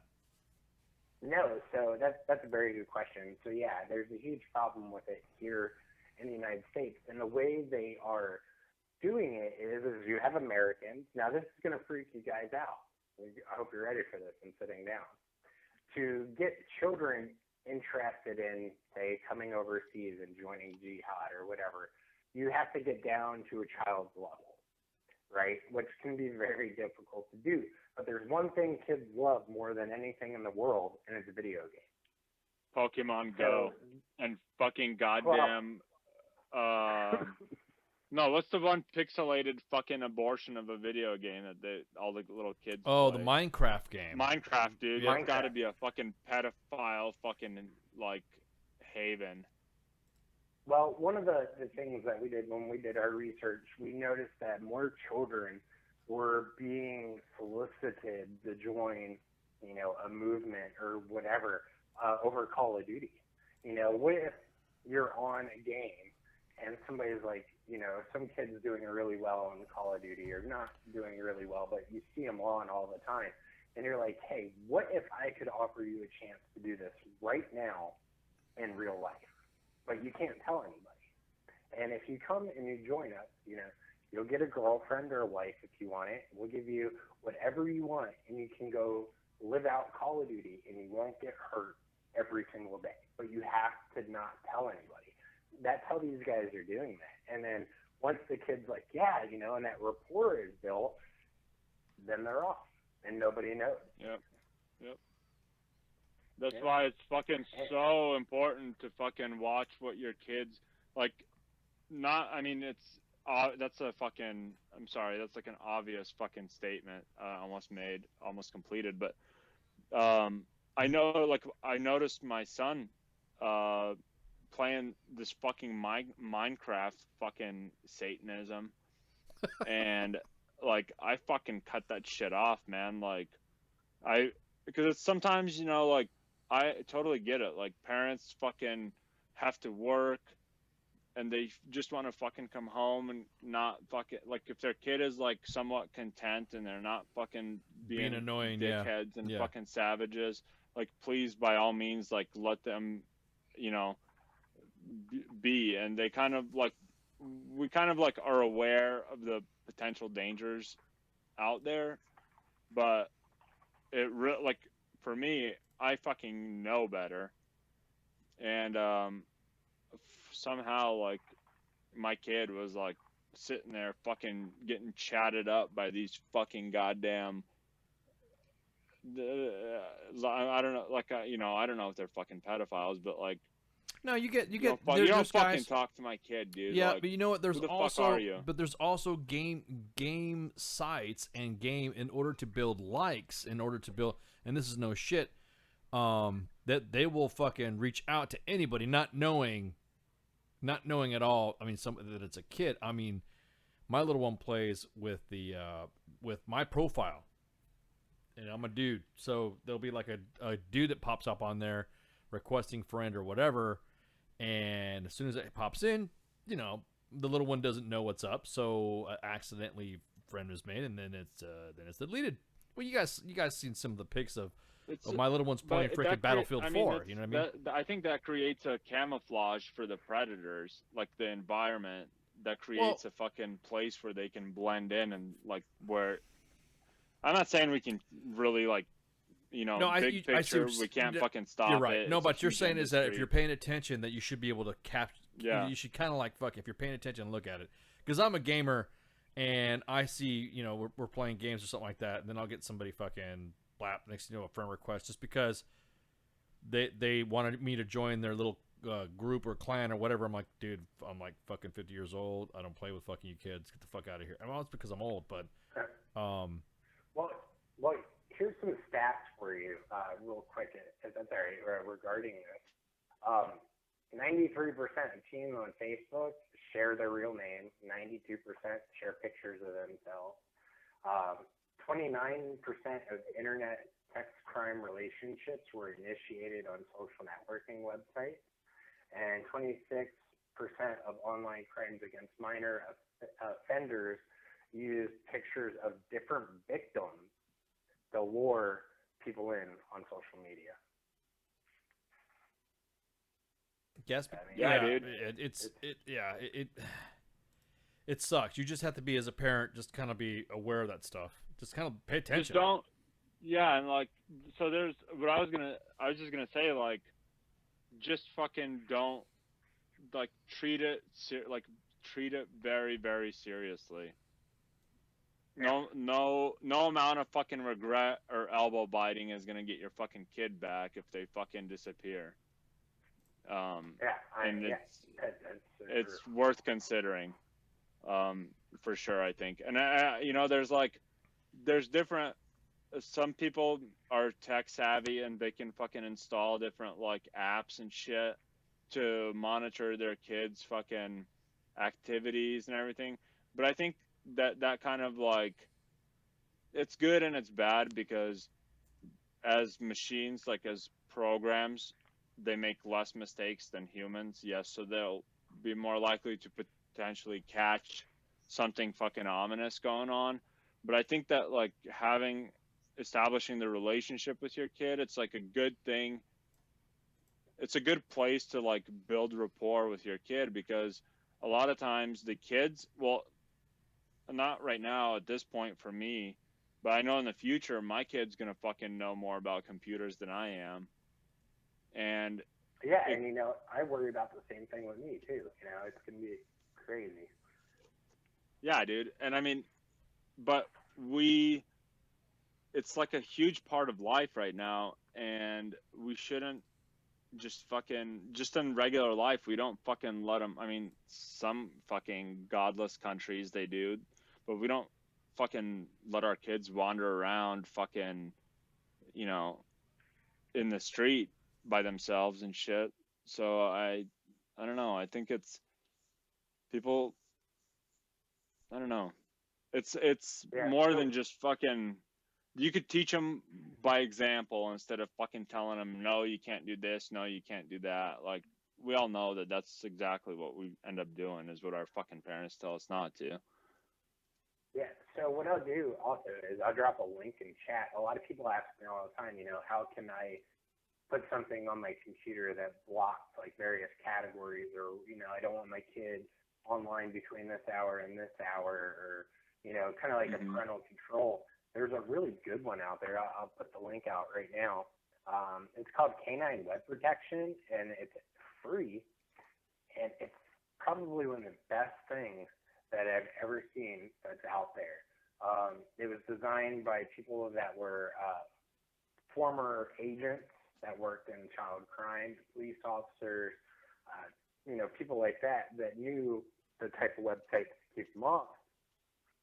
And this site, I mean, this application has everything in there, from time restrictions, the website, to keywords on websites, to password management. I mean, everything. And it works on Android phones, Apple phones, Windows computers, and Macs. I mean, it covers everything. Nice, dude. I'm gonna use it. I really appreciate shit like that when somebody does the legwork, because otherwise it ends up taking a lot of time to weed out the ones that are shitty and not. Now, it's kind of hard. It's kind of hard when I'm looking through some of the stuff, and then I'm like, oh, what am I supposed to be? How am I hooking it up, or if I'm doing it right, or whatever. Are these things pretty reliable when you're looking at that canine web protection? I mean, is it Yeah, so I tested it myself, and you know, I tested it pretty thoroughly, because that's, you know, what I do. And I set it to various categories, and I tried to use different applications and everything to bypass a lot of these filters, and it won't let me do that. So, and once it's on there, you set a master password, make it something that your child does not know, and you know, put it on. And if they go to something on Google, we'll say Tub Girl, right? It will block, the software will block pictures of Tub Girl from showing up. Thank God. Tub Girl. What's up with the Tub Girl? Some fucking Minecraft degenerate's gonna fucking show that shit to my kid. Gonna fucking develop some repressed German fucking shit fetish. Whoa! Why? What's up with the Germans, man? Why are you talking shit? What? Because shitting. Everyone knows that's a fucking German niche. Oh my God! No, it's not. Okay. Who Who else? I thought it was Asian. Exactly, it was Asian. It was an Asian. God, thanks, Opposite No, Monkey. dude, you know that Asians don't have anything original. They all fucking like steal shit and fucking funny how the reverse engineer it and try to make it better. Samsung. That's all I gotta say. Samsung.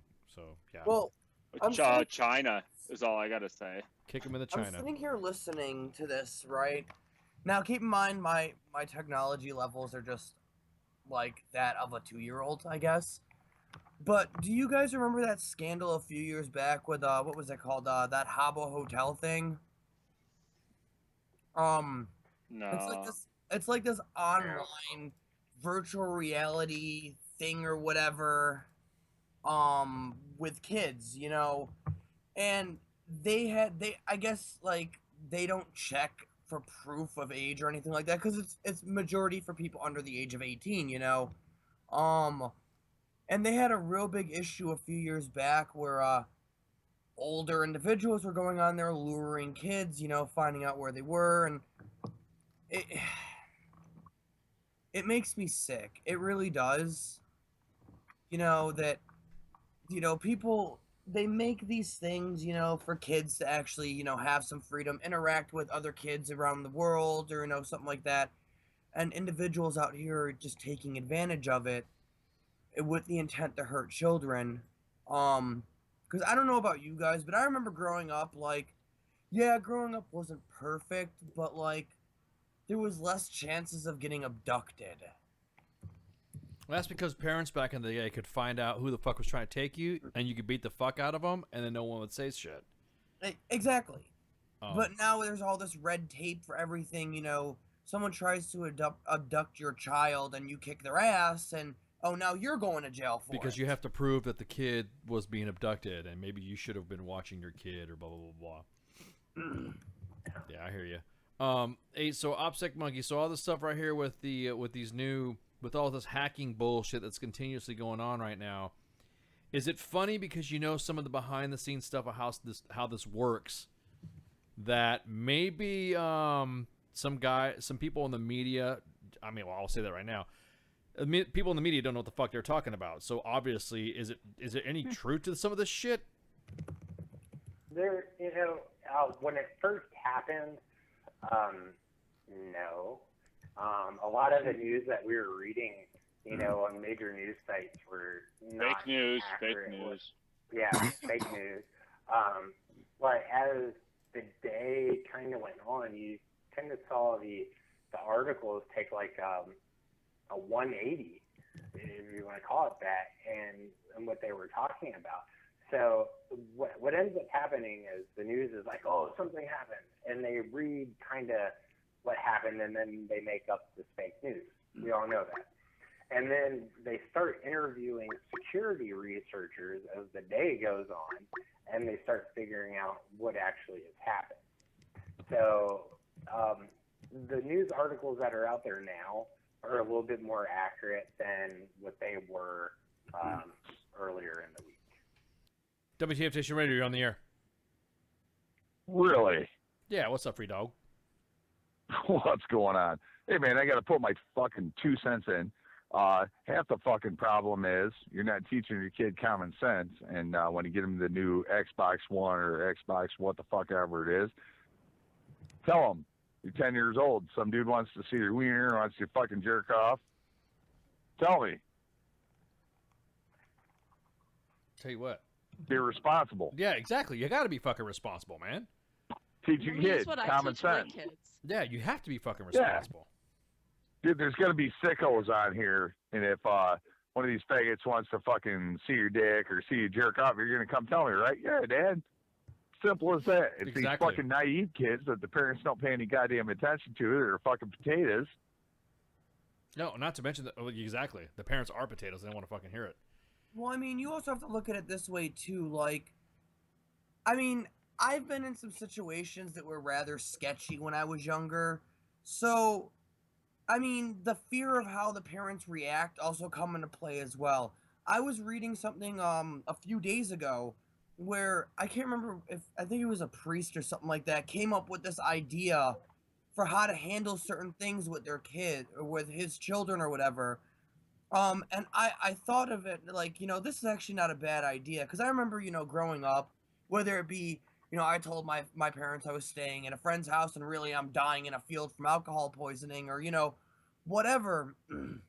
You know, I never confided in my parents like that because I was afraid on the repercussions of what was going to happen if they found out the actual truth. So you had shitty parents. Yeah, I mean, dude, yes, that's what I was gonna say. Like I had shitty parents too, but I fucking right now with my kid, it's about establishing rapport where the kid. It's not just about fucking telling me if some fucking asshole wants to watch him jerk off or some shit. That's like fucking. That's like an extreme. He's to him that would fucking he'd run straight to me with that shit. But I'm talking about with like little shit. like I don't fucking yell at him when he fucks shit up, and he comes to me when he fucks shit up and he can't figure it out, and he's like, dude, I need fucking help fixing this. And yeah, it can be broke this frustrating. shit. How do we fix it? Yeah, dude. Yeah, exactly. Yeah. Exactly. And it's like, all right, dude, let's fucking sit down. Maybe I don't know either, but we'll sit down and we'll fucking figure it out together. It's like no big deal, you know? That's the It's just problem, bro. shit. Is a lot of parents aren't fucking proactive. Yeah, and just like I said when we started talking about this, I think that a lot of times, whether it's good parents or bad parents, a lot of times just because the kid is somewhat well behaved when they're not fucking like being savages, then we kind of like leads to neglect, you know what I mean? Like where we don't really fucking build relationships with them. I mean, and I think that's fucking really the problem here, is that's what it leads to, is because the parents are it may not necessarily be the parents' fault. Like, think about this, dude. Like, in order to survive economically in this society, both parents have to fucking work full-time jobs. And why is the second parent working? Just to pay for fucking daycare. And the daycare they wouldn't even fucking necessarily need if the one parent wasn't fucking working, or if both parents weren't working. It's like a lot of really fucked up shit going on. Who's to blame? I don't know. I'm not sitting here blaming people. I'm just offering suggestions that by the time somebody's fucking getting your kid to jerk off on the fucking internet, it's too late to start fucking building a rapport with them. You gotta fucking establish trust with your kids and not be an asshole. Like, yeah, sometimes I'm an asshole, but look, man, I'm human too. And the kid fucking learns everything from what you do, not from what you tell them. I'm full of fucking great ideas, but I'm a he dick, fucking but you can tell me anything. Yeah, dude. You're gonna get some advice. You're gonna get advice. That's the thing. And if I fucking snap at my kid or some shit, I fucking apologize to him. Like, as soon as I recognize that I'm out of line, I'd be like, yo, dude, I'm fucking sorry. Like, that was totally unfucking necessary. And, you know, let's fucking get over it. But I don't know. I mean, I'll be the first to admit, like, I didn't have the best childhood, but I knew I had a mother that cared about me, you know? But like you said, in this society, you know, even, yes, you should have both parents or whatever, and they're both typically working all the time. I had one parent who took an interest in my life, you know, my brother's lives and shit like that, you know. She worked nonstop at minimum wage to be able to provide for us. So I don't fault her, you know, for when I did something wrong and I did confide in her that I did something wrong. You know, I don't fault her for, you know, having a general annoyance and, you know, being angry at me for doing something that, in all actuality, I was taught common sense, and I should have used my common sense not to get in that situation in the first place.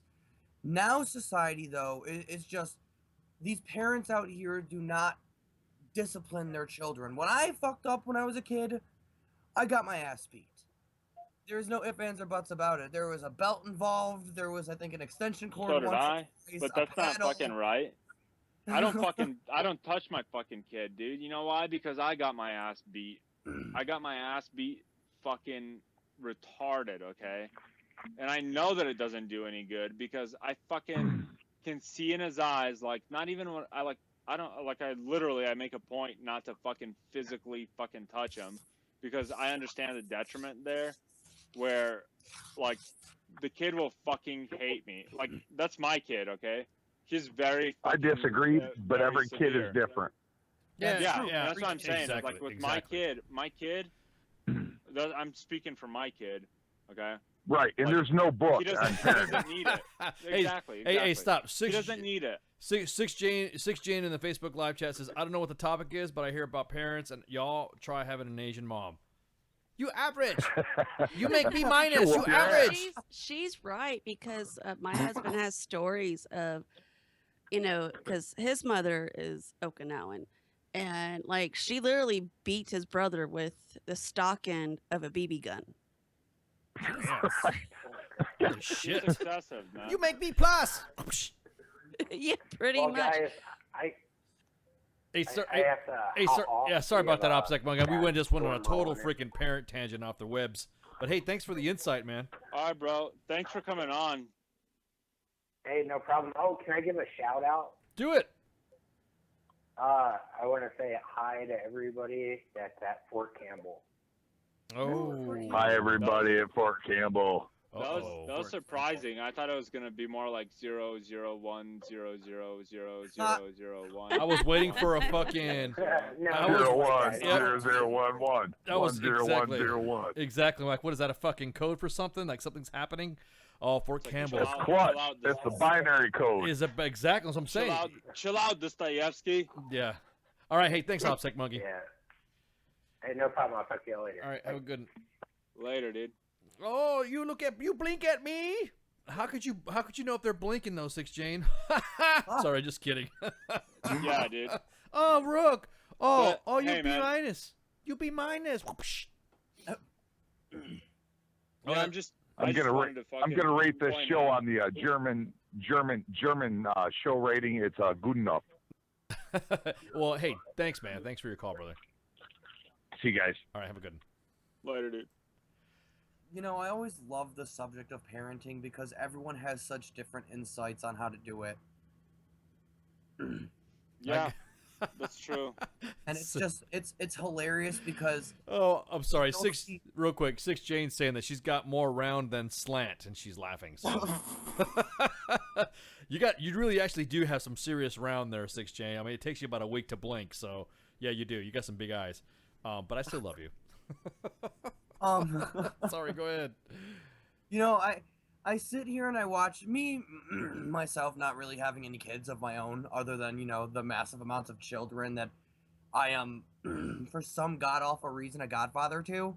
I don't know what their parents were thinking, but I sit here and I watch these parents who will be on this highest pedestal, you know, I'm parent number one, I do everything right for my kids.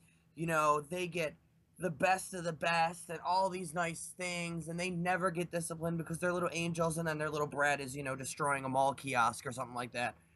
And I sit here and I think to myself, I'm like, your parenting style is you literally sit there and you talk to the child in a calming voice.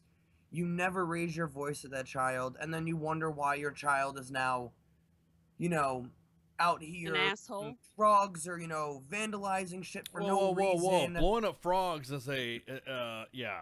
Blowing up no. Blowing up frogs is a time honored tradition for little boys. No, I completely agree. Who has not put firecrackers and small amphibians when you're little? When you first see something blow up, and you go hee hee, and you blow shit up. You blow up anthills, frogs. You go fuck with the opossums and stuff like that. So come on, man. No, I completely agree. Like, there's time-honored traditions that all children should go through, you know, for boys blowing up the frogs or, you know, melting ants or blowing up their sister's Barbie doll or There something you like go. that. Exactly. But, at the end of the day, like, I wonder what these parents, like, let's look at the new millennials now who are out here rioting every little thing or demanding that things be handed to them. They haven't worked a day in their life. How were they raised? Were they raised with some form of discipline, or were their parents just like relaxed, like, yeah, do whatever you want? I don't care. No. I could tell It's you. not just discipline. No, bro. hang on. It's As a like, parent, discipline is just one aspect of it. as a but that's qualified member of a parent of millennials, parents of my generation like to not have to put their kids through what they've been through. Like if they have an issue with their parent and they say, well, my mom and dad treated me like this, so I'm not gonna fucking treat my parent like as a parent when I'm the same way. So my mom and dad did not let me do this. My mom and dad didn't let me do that. My dad was a prick. My dad did this, if they have a dad or if they have a mom. So I'm going to make sure that my kid isn't treated this way because I want to be their friend, because they thought that as they grew up, if they were to act different than how their parent was fucking treating them, then maybe the outcome would have been the same. Not realizing what they were doing was enabling the little bastards. You know, when I came up, yeah, I was disciplined. I had my ass beat, you know, for not every little thing, but you know, if it was wrong, I got my ass handed to me, you know. Not child endangerment or, you know, any of that bullshit that kids are calling child protective services on these days. But I know my mom had it a lot worse. And she bit her tongue, but I didn't have a friend. I had a mother, you know. And I think, you know, yeah, like I said, my childhood wasn't that great. My mother instilled boundaries, she instilled discipline, she instilled what was right, but still allowed me and my siblings to make our own decisions. And then, even if the decisions were wrong, would help us rectify those situations. And I think a lot of kids, if they, you know, they had parents kind of like my mother, I don't know. I think I turned out pretty good, minus the gay aspect. Oh, stop it, man! Stop it! Don't say that. That's you turned out to be pretty good. That has nothing being gay. If you don't like being gay, then don't do it. Don't be gay. But if you do, I try to pray the gay constantly, and the Lord doesn't listen to me. Well, and you're God-fearing gay. Then fucking you're God-fearing gay too. So whatever, man. Yeah. You know, I think the big thing with kids and stuff is taking an interest of what they like and building a strong relationship with them is key. And they're growing up. Like, I mean, yeah, punishment, that's important, you know, because they got to learn, you know, you fuck up, you're going to get punished. But having a great, you know, that solid foundational relationship with your children is the biggest and most important thing that you can do with your children. I think. Yeah, and you have memories. You have memories of your kids, though. The most important thing is showing them, and not just showing them, but telling them and repeating to them, and not because they don't know, but just like fucking reminding them constantly that you fucking love them. Well, that's my most important. You love for them. Me. Well, no, but you the love. Other thing I was gonna say is this, dude.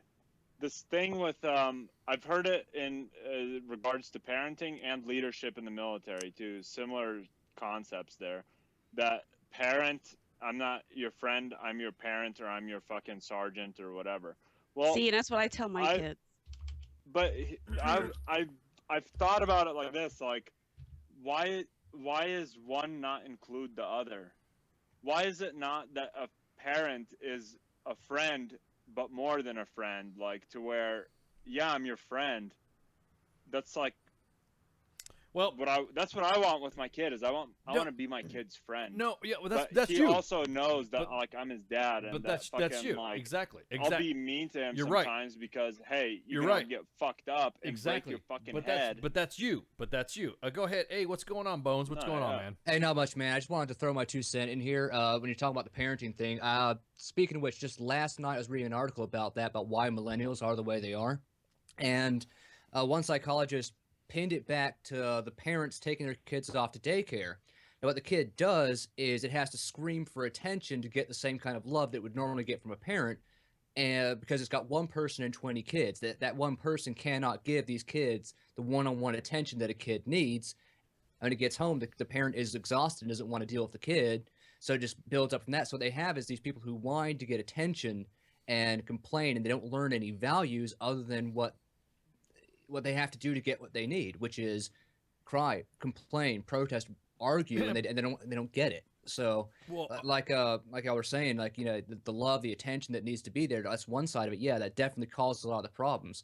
So it's not all, you know, spare the rod, spoil the child. It's also you have to connect. Yeah, Nation. Now, mind you, these are all techniques. It's not everyone's specific though. Man. It's everyone's, but again, not everyone is. Not everyone has a specific. Everybody's different, exactly. too, dude. Everybody's exactly. gonna be different. Exactly. You know what I mean? Exactly. Absolutely. Oh, guys, hey, But, WTF like- Nation, hey, listen up. This is Bones, another intern that we got on there to come in and shoot the shit. He'll be jumping on some other shows, and I think you've been jumping on already, right? You've been on some. No, I just side jump. I just want to throw my 2 cents in on this, and I think I'm slotted for lunch tomorrow. Oh, actually, awesome. co-hosting. Okay, well, all right. Well, thanks for calling in. All right, thank you. Thank you for putting up with my shit. Have a good fucking millennial. Yeah, dude. Shit in a bag poke. Anyways, The only I want to just add one more thing, man. This is a fucking. I grew up like in the military. I was raised like with the fucking very very severe punishment type leadership, all the way up to like E6. Like our sniper section was fucking brutal, man. Just fucking brutal. To like nowadays, people would say it's fucking hazing, which it wasn't. It fucking like really made me fucking learn some valuable lessons. But you know, that's separate. That's a separate issue. That's like, you know, don't recruit fucking weak bodies into fucking elite units if you fucking whatever. But what I was gonna say is that once I got into the like out of the big army and into that world, yeah, I like okay, so the Green Berets, they're teachers, right? And you can't fucking go into savage countries and fucking like skull fuck them into submission with authority, and expect them not to fucking goddamn like cannibalize your ass when you're sleeping. So you have to learn like a lot of different techniques for teaching people and building rapport with people, et cetera, et cetera. Well, in my journey of learning that, I was in my first detachment. I was given a reading list of things that, you know, books that I needed to read before I could deploy with the fucking team. And one of the books was really like to this day it fucking stuck with me as like such a fucking like holy fuck. It never occurred to me, this idea. It's called Don't Shoot the Dog. It's about like less than 100 pages long, fast fucking read. And it's basically like, in a nutshell, positive reinforcement leadership, or teaching with positive reinforcement. So what we typically do in society is our attention is drawn to the negative things that people do, to things that'll hurt our kids. So we're fucking very adamant about like, don't do that. You're gonna get fucked up. Then your mom's gonna fucking make us both wear helmets and shit, and we'll look like retards. Like, you know, that's like the general fucking like direction that takes no effort, or takes less effort. Yeah, but the other way is duh. Positive reinforcement, right? Like, and this is hard, man. Like, this is so fucking hard. It's like focusing, making sure that you recognize the shit that your kid does that's good, and fucking like drawing an equal amount of attention to that. Of course, for praising them instead of just fucking like telling them what they do wrong. Well, yeah, it's almost like family team building as opposed to military type team building. Yep. But you could do the best you can with knowledge and a firm compassion that you have, you know, at the time that you know better than you do better. Each child is different, so you parent each child differently. I mean, firm structure is what kids need anyways, no matter what the generation. So as long as you let the kid roll off the reservation and you're a firm parent, whether it be young, whether it be old, whether we're like Freeman says, free range chicken kids, the kids that like to run around. I was raised free range. Okay, as soon as I got home, you got any homework? Nothing. Get your ass in your, go play, go do something, whatever, and come back until the lights come on. I was free range chicken. I jump on my BMX bike. Me and my little, my best friend, my childhood friend, would go fucking ride our bikes to whatever. We'd save our money our quarters to go to the arcade, whatever. We'd ride for 4 or 5 miles downtown. We would be independent. We'd come back, whatever. Growing up on a ranch, I'm taking the gun. Me and my little brother would go shoot squirrels or rabbits or whatever, and go play around the fucking river bottom by ourselves. Okay. I could go for some fried chicken right now. See, dude, and that's the thing is that I totally agree with you. My kid is my kid. He's a fucking pain in the ass, dude.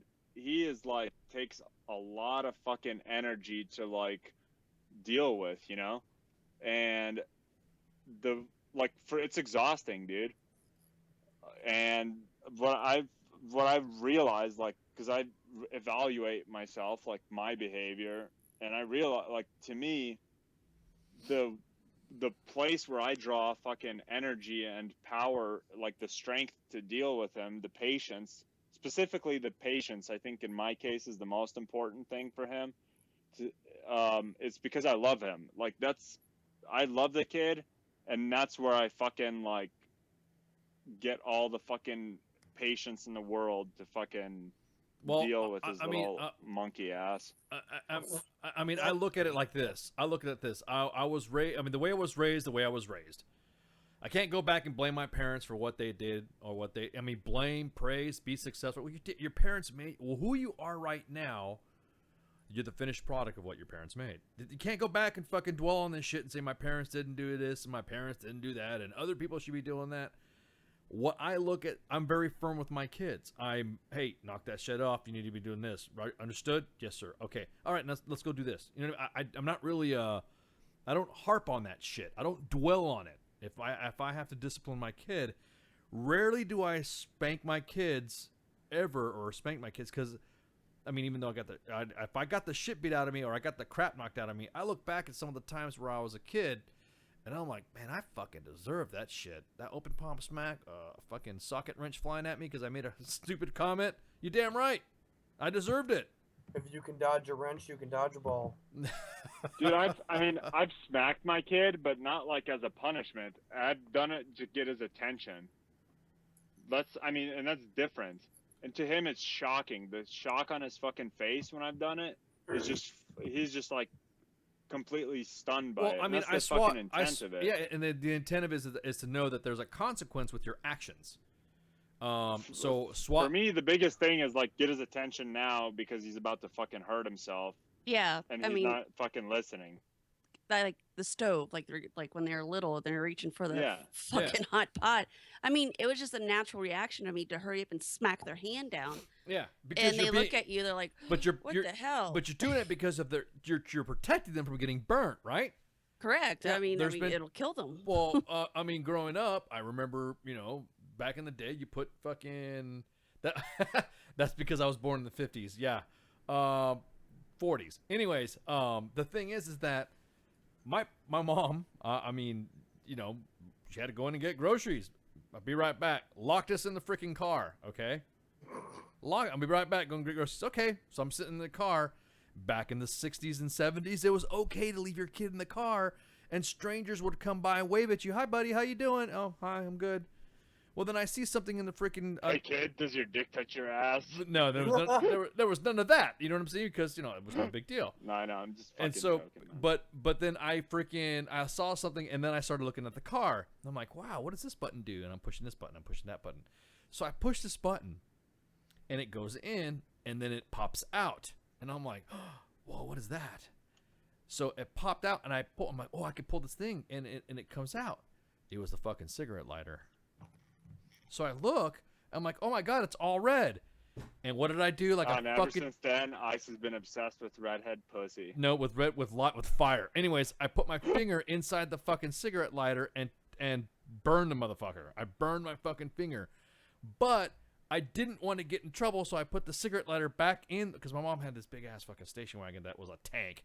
And I put it back in the freaking lighter and no, I didn't do anything. And I guarantee it. Every time I saw a cigarette lighter now as an adult, I was triggered. But it just let me to fucking learn. Exactly. Thumbprint is fucked forever. Exactly. At least it wasn't your dick, dude. Back off my man. He's mine. I remember the good old days when parents could put you in the back of a pickup and it's fine. And I kind of miss those days. Well, I mean, to a point. Well, think about it now. You're raising a family now, and you're getting ready to. What do? I'm not gonna let fuck, I was crazy to be riding in the back of a pickup truck. Am I gonna put my fucking kid back there? Hell no. Get your ass in the front. You gotta wear fucking, I mean, if New York State would still allow us to do it, the kids are going in the back of my truck. Yeah, no, it was a Ford Galaxy station wagon. That's what it was. Everyone's asking me, what kind of car was it? A Ford Galaxy station wagon. I was like, it was the 1968 or 1960. I can't remember. The big fucking tanks that actually had, 5 acres of forests of lumber on the side wood panels. You know what I mean? The How real much wood deal. could a woodchuck chuck? Yeah, how much wood could a woodchuck chuck if you put it on the side of a Ford? It depends. Yeah. You know what? I remember when Plymouth was still a thing. Yeah, exactly. So I mean, it's freaking hilarious to think. I'm like, okay, now I put my kid in the front seat because I'm like vacuuming the car out, and I'll put baby ice in the front seat, and I'm vacuuming, blah blah blah blah, and then I see this little hand go to the shift, and I'm thinking, no way, he's not going to figure it out. But then I immediately remembered the lighter. And I grabbed his cars these days with cigarette lighters still in them. Well, yeah. I mean, but they're now the Chargers. So I picked them up, and what I do when I'm vacuuming the truck out is I put some of Baby Ice's toys in the back of the bed of the truck, and then let them play around in the bed of the truck. And I got to make sure that I don't forget to leave the kid in there. But I'm gonna go get some Home Depot and go to fucking Lowe's and get some fucking lumber. But yeah, but those are the little things like that. Now, I'm not saying that you fucking as a parent have to treat your kids that way because you were raised that way. Sometimes I could go and actually be like how strict my dad was to me, and I think, do I really have to be that way? Do I have to be firm like that when I'm raising my little ones? Because I got 2 girls and a boy, so actually raised all the kids mixed with all the previous marriages and all that. I got a lot of kids. All right, so boys and girls. Yeah, I kind of yes, but then again, what's wrong with getting your kid get one of your sons, a fucking a Chevy truck that you always wanted to get when you were a kid, but you couldn't get it, and you gave it to him. You got him one, and then you and him are fucking mudding and going and 4-buying together, or my dad, getting me a motorcycle that didn't work, and he's like, "Oh, you want a motorcycle?" I'm like, "Yeah," because so and so down the street's got a motorcycle, so he opens up this fucking, pulls open a tarp, and it's a motorcycle in pieces, and he's like, there you go. Joke's on you. Build it, and you can have it. Oh, shit. So, I mean, I think the lessons of raising your kids are in I guess you would say the moral of the story on how you raise kids as opposed to some of the stuff you get treated. I'll be honest with you, man. If I were to go back to the archaic ways of child rearing, then yeah. I mean, of course, sometimes I get told I need to get stricter, but or not need to be stricter or whatever. But hey, somebody told my mom how to do something, she'd go tell them to go fuck themselves. So I'm gonna raise my kids the same way. Hey, thanks for your advice. Hey, that's cool. That's about it. So not me. I'd fucking tell them to go fuck themselves. Well, just like you said, it's different for each parent. It's different for each parent, exactly. And now if excuse me, sir, does your dick touch your ass? No, shut the fuck up with that. I crap. wish. Mine's only 2 inches hard. Wow. And also, kids are expected to are exposed to too much stuff nowadays. Think about it. They really are. Did you know that? Oh, I think not too much. I just think it's more than. That's what I'm saying. They were going through fucking sensory overload. People who saw what was that movie, Deadpool? Were kids? Well, they had kids, and they were shocked at the first 4 minutes of the movie. I didn't expect him to be like that, but yeah. Oh shit, we're going over to a fucking break. Yeah, every show, fucking please Durham VA. What's going on at Durham VA that everyone's? We'll talk about it in a minute. We'll talk about it in a minute. I will talk about it as soon as we get to the last portion of the show.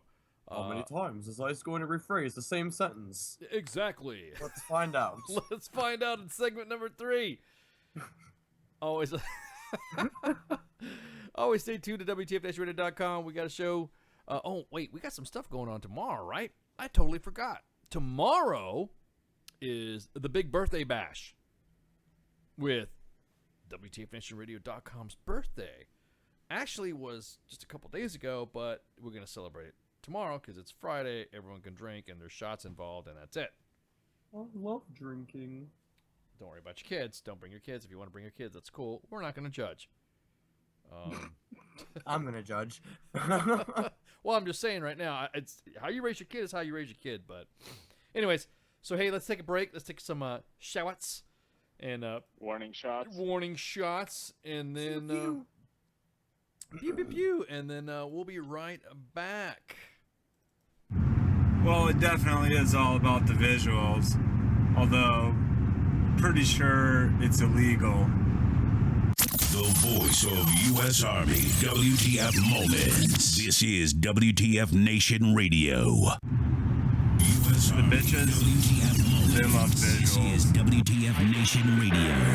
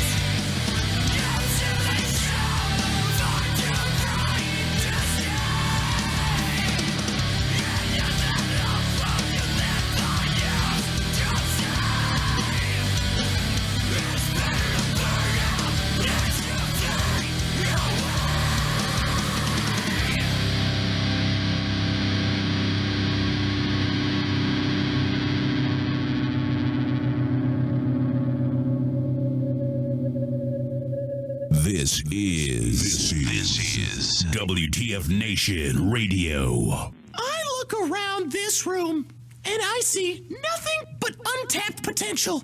The voice of U.S. Army, WTF Moments. This is WTF Nation Radio. You have potential. You have... Oh, boy.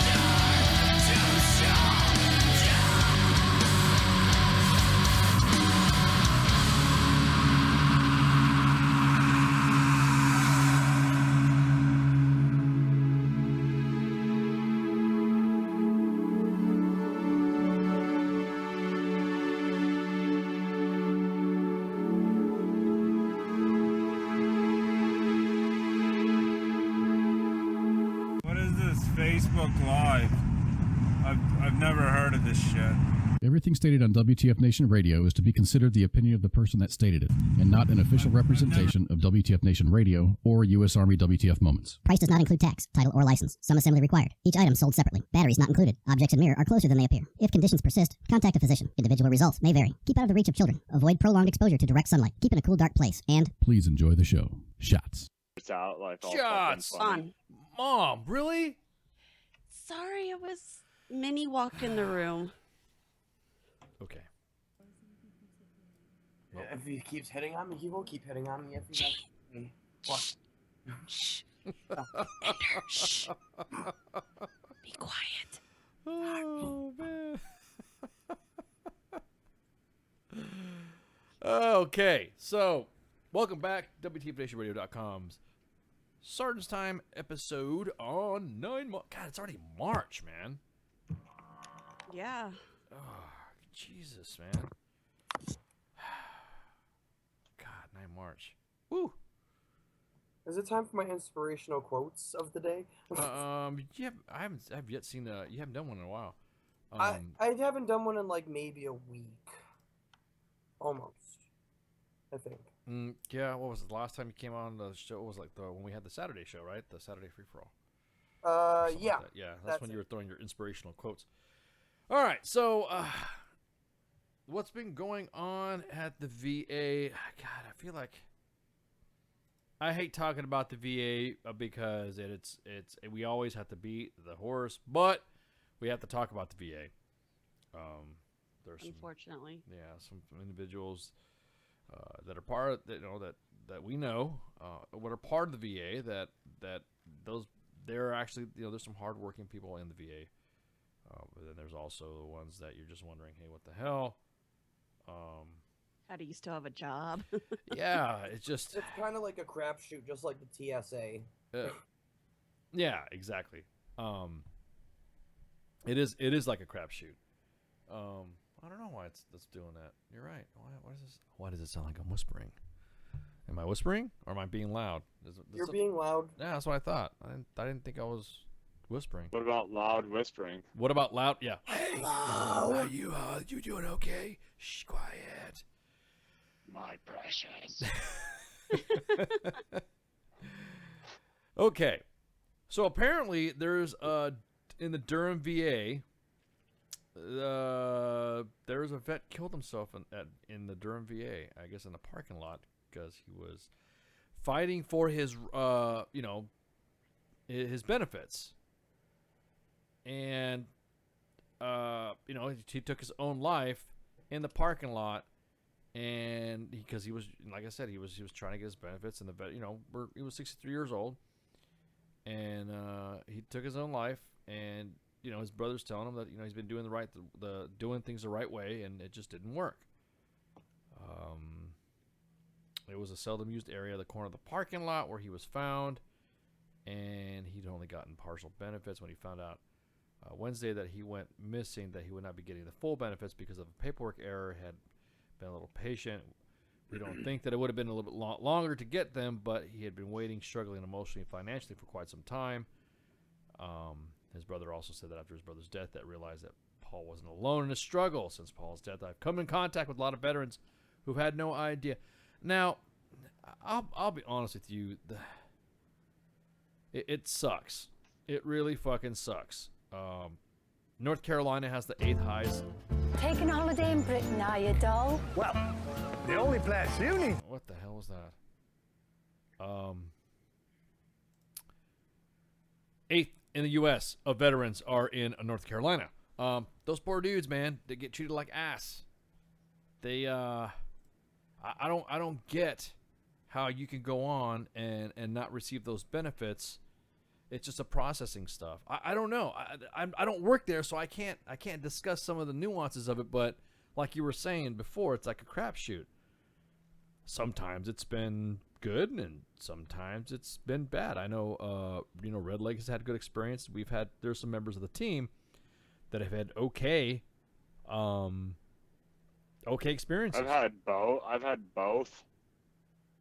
It's a hit or miss, man. Yeah, I've waited more than 5 years to fucking get my benefits. Well, I mean, is it a matter of tenacity? Is it a matter of paperwork? And his brother even said he was luck. Some of it's luck. Is it? I mean, his brother did say he was running out of patience, so it's hard to even talk about it. I mean, the subject of suicide is just like, it's one of those things that I wouldn't say it triggers me, but it deep down it bothers my soul. And it's just kind of gonna go into a rant here for a second because I've dealt with friends taking their lives before, you know, and regardless on whether you're a veteran, you're a civilian, you've never served a day in your life, or you're still active duty, National Guard, Reserve, it doesn't matter.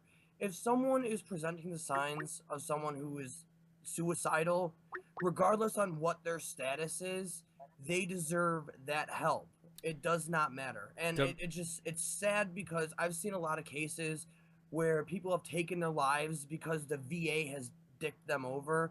I can't speak for the VA being still that I'm active duty and I still deal with the crap that is TRICARE, but the VA I know sees this and notices their name in the media constantly over something preventable such as suicide. And it really just does bother me that instead of offering someone the help that they deserve, the help that they fought for, they're resorted to in turn taking their own life. WTF Nation Radio, you're on the air. Hey, am I live? Can you guys hear me? Yeah, we got you, man. What's up? I got a question. First of all, is any of this censored? No, dude. Go for it. All right, cool. Here's the Just deal. my fucking when it comes to claims within the VA, I want to say that there's probably 90% of the motherfuckers that go to the VA are claiming disabilities that don't deserve it whatsoever. So when people actually need it or require it, they're put on the back list, and they're not taken care of.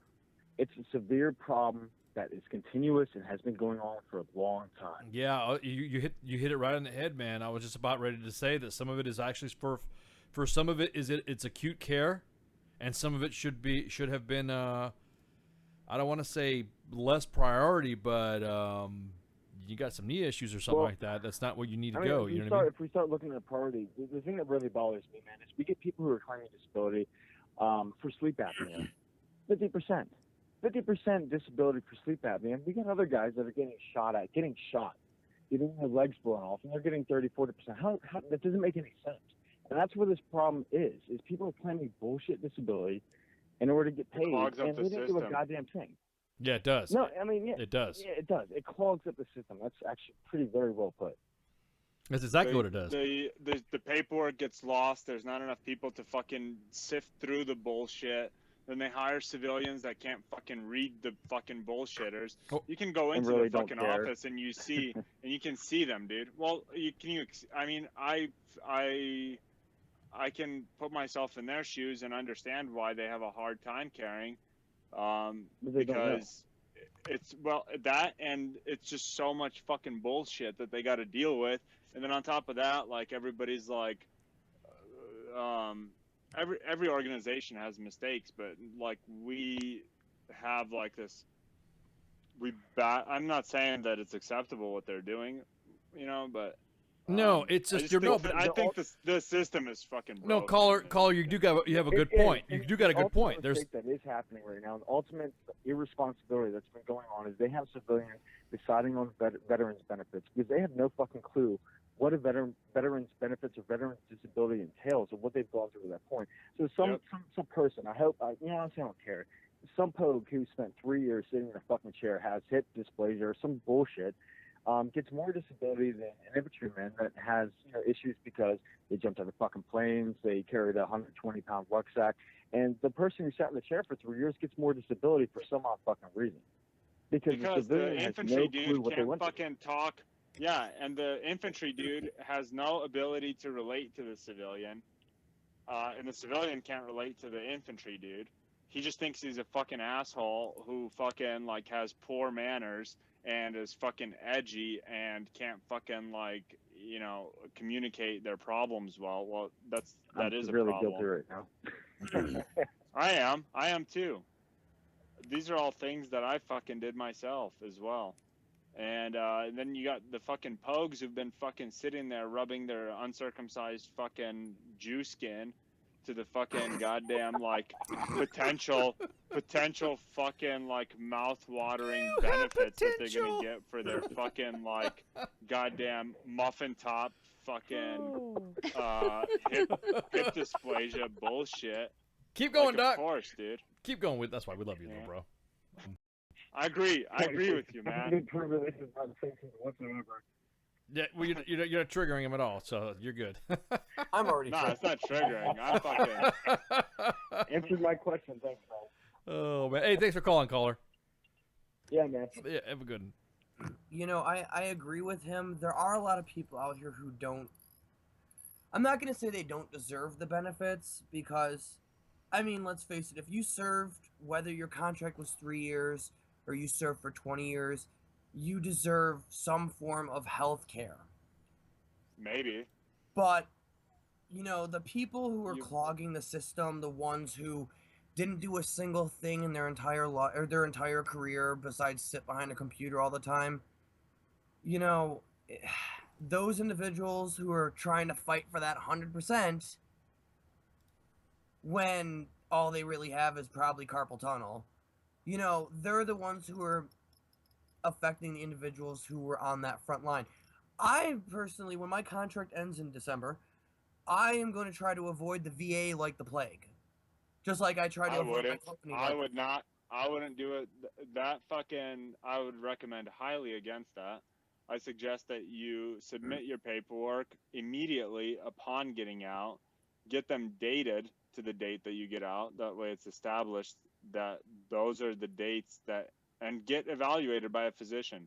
If you don't think there's anything wrong with you, get evaluated by a physician. Oh, no, I went into, dude, like, wrong with me. I'm just telling you, like, there's gonna, like, I understand. That's like, because I help a lot of people with the VA problems. That's the fucking biggest fucking thing that, like, just irritates me is that, like, this mindset that they just don't want to deal with the VA, so they neglect it. Well, when you're 60, it's going to be different, and you're not going to be able to prove that you're disabled from the, you know what I mean? Like, well, I mean, get it established. Like, of course, I have to deal with them in a sense. You're right, I do. I know I Start have a paper trail. But if you're not, if you're not hurting for the benefits, or if you're not like, if it's not critical, that's the best time to do it is when you have the time. Start it where you're not going to be suffering for fucking 10 years waiting for them to, like, not lose your paperwork, whatever. But yeah, I suggest to do it then when time isn't a fucking crisis, you know, and like establish that fucking that shit right away. Like, I went into the last appointment that I went into for disability and pension, the fucking doc found 3 cervical spine fractures that I didn't know about, and luckily they were on my x-rays that were from the Army before I got out. Yeah, I remember you saying that. WTF Nation Radio, Yeah. you're on the air, caller. What's up? Yeah, no, I'm listening. Oh, well, you called. No, I know. I called because something a statement that was made probably 2-3 minutes ago. I think there's somewhat of a delay. Someone saying that through the military they still deserve some sort of benefit. And honestly, in my opinion, if you're a fucking supply clerk, I don't think you deserve any type of disability. Like, there's really, literally nothing that could happen during your entire career that could entitle what if you to they're a any type of supply clerk? disability. You can't base it off of MLS. I know a Yeah, supply well, dude that I was mean, running why a not? fucking convoy. I know a supply dude that was running a fucking convoy ops for Task Force 10 out of Bagram, and they got lit up on a fucking convoy to one of the fucking ODAs that they were delivering shit out to. The kid fucking got a fucking Bronze Star V and got lit the fuck up and hemmed up, and he was a fucking little pogue-ass supply dude. So Right, you can't fair base it off of enough. MLS alone. Well, not to mention the fact that DAPAM 600-25 has some specific requirements for that MOS to have. But believe it or not, supply kids are actually supposed to be lifting, occasionally pieces of gear or equipment up to 80 pounds at any given time. So, I mean, I know you. At what point did they lift up 240 pounds of fucking solid muscle? When I they understand what you're saying. fucking So supply clerks may be in the situation which they may, be, in combat. However, let's say a dental technician or a dental hygienist. At what point should a dental hygienist be in a position where they should be in combat? So what I'm saying is, if someone like a dental hygienist claims that they have disability that's related to some sort of combat-related injury, should that be a priority, or should it be pushed back to level 2, level 3 priority rather than level 1? I don't think so. I agree. I see where you're coming from, and I jumped down your throat with both fucking boots, like right off the fucking bat. And that was a little bit unfair. I just wanted to say it add that before. But the thing is that I agree with I guess like the intent of what you're trying to like your idea, right? Yeah, I mean, but I don't think that MOS should be a factor by itself. I think there should be a system. There should be a system of prioritizing people. Mm-hmm. You know, like especially if I don't know, like combat service. So they try to do that, right? They try to do like this streamlined thing for OIF, OEF veterans, like for people that actually deployed. And I think that's a good start. But I agree with you. I think there should be more to it, like to where if you got a fucking I don't know, because it's hard to say, man. Sometimes the incidents don't get written up at all because the unit's trying to fucking cover their ass. A lot of times awards are given because somebody fucks up, like leadership fucks up, and in a award ceremony, like you could sometimes go to an award ceremony and listen to the narrative of the award and be like, damn, dude, they wordsmith the fuck out of that. But like you could fucking visualize and be like, they fucked up, you know? So yeah, I don't know, man. It's a hard. I think it's a hard question. It's not an easy solution for that. Well, I mean, okay. So if you look at it like this, if you evaluate this based on a point system. So, for example, if you're infantry, you get 3 points. If you're a POG, you get 1 point. If you're in combat, or if you were deployment, if you receive a CAB or CIB, you get 2 to 4 points. So if you evaluate situations based on that type of point system, you could probably more accurately gauge who is more entitled to, I guess, at least precedent in reviewing someone's case. Well, I mean, I can see where I would depend. Yeah, I can see that. I could see that. Yeah, I could see that. I could see that. But there's some, I mean, there's some causes that could have been affected, like some of the POGs in Vietnam, if you want to say POGs. Some of the guys in Vietnam that were exposed to Agent Orange. You know what I mean? There's guys. None of us have any impediment to talk about Vietnam because that's a completely different area. How is that? No, well, I don't think so. No, hold on. Here's another thing, though, too. He is onto something, though. There's something about to be said about that, but the problem with that is that as I mentioned before, these fucking POGs, dude, they fucking goddamn like have the ability to navigate these social fucking welfare system environments. Yeah, they're right? enabled. They can be social in their fucking little conniving fucking POG ways, and they go in there and they get their fucking Jew claws into all the benefits and shit. So. Yes.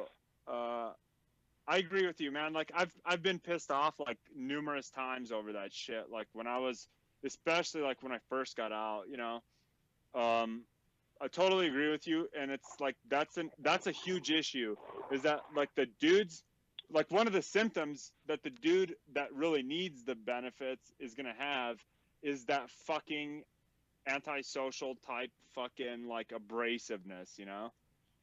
And there needs to be some type of dude, I'm serious. Like there needs to be some type of like. I'm laughing because of past experiences that people I've known. I've been in that entire situation. Keep out of the fucking army, chapter of the army, for things that did not relate at all to the circumstance, and they missed out on 100% of any type of benefit and got chaptered the fuck out.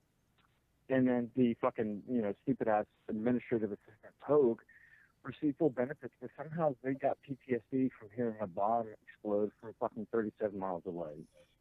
So the bomb in the shitter when they fucking were blowing their dehydrated fucking non-combat ready fucking bowels. But you know what? But you know what? I'll be honest with you. Now look. Okay. Let me. Okay, I'm just adding another thing to the mix. The Army at the time didn't give a shit about mental issues or mental illness when they had people come in the Army during the surge. So, not realizing that what that bomb or what that explosion to, I kind of don't like the way when you say POG. I'm gonna tell you why I don't like it the way you you're say. A POG? No, I'm not a POG. No, nobody hears POG. But what I'm saying, fuck you, you're a POG too. Shit in the bag, POG. But the thing is that it's that you start triggered. But the thing is that you got to remember that the Army at one time did not pay attention to any of the behavioral health. Actually, some of the issues were waived. So any behavioral health issues that you had were waived. So you've now put this individual in a situation where A, you don't even know how they're going to react to basic training, but they were shuffled through.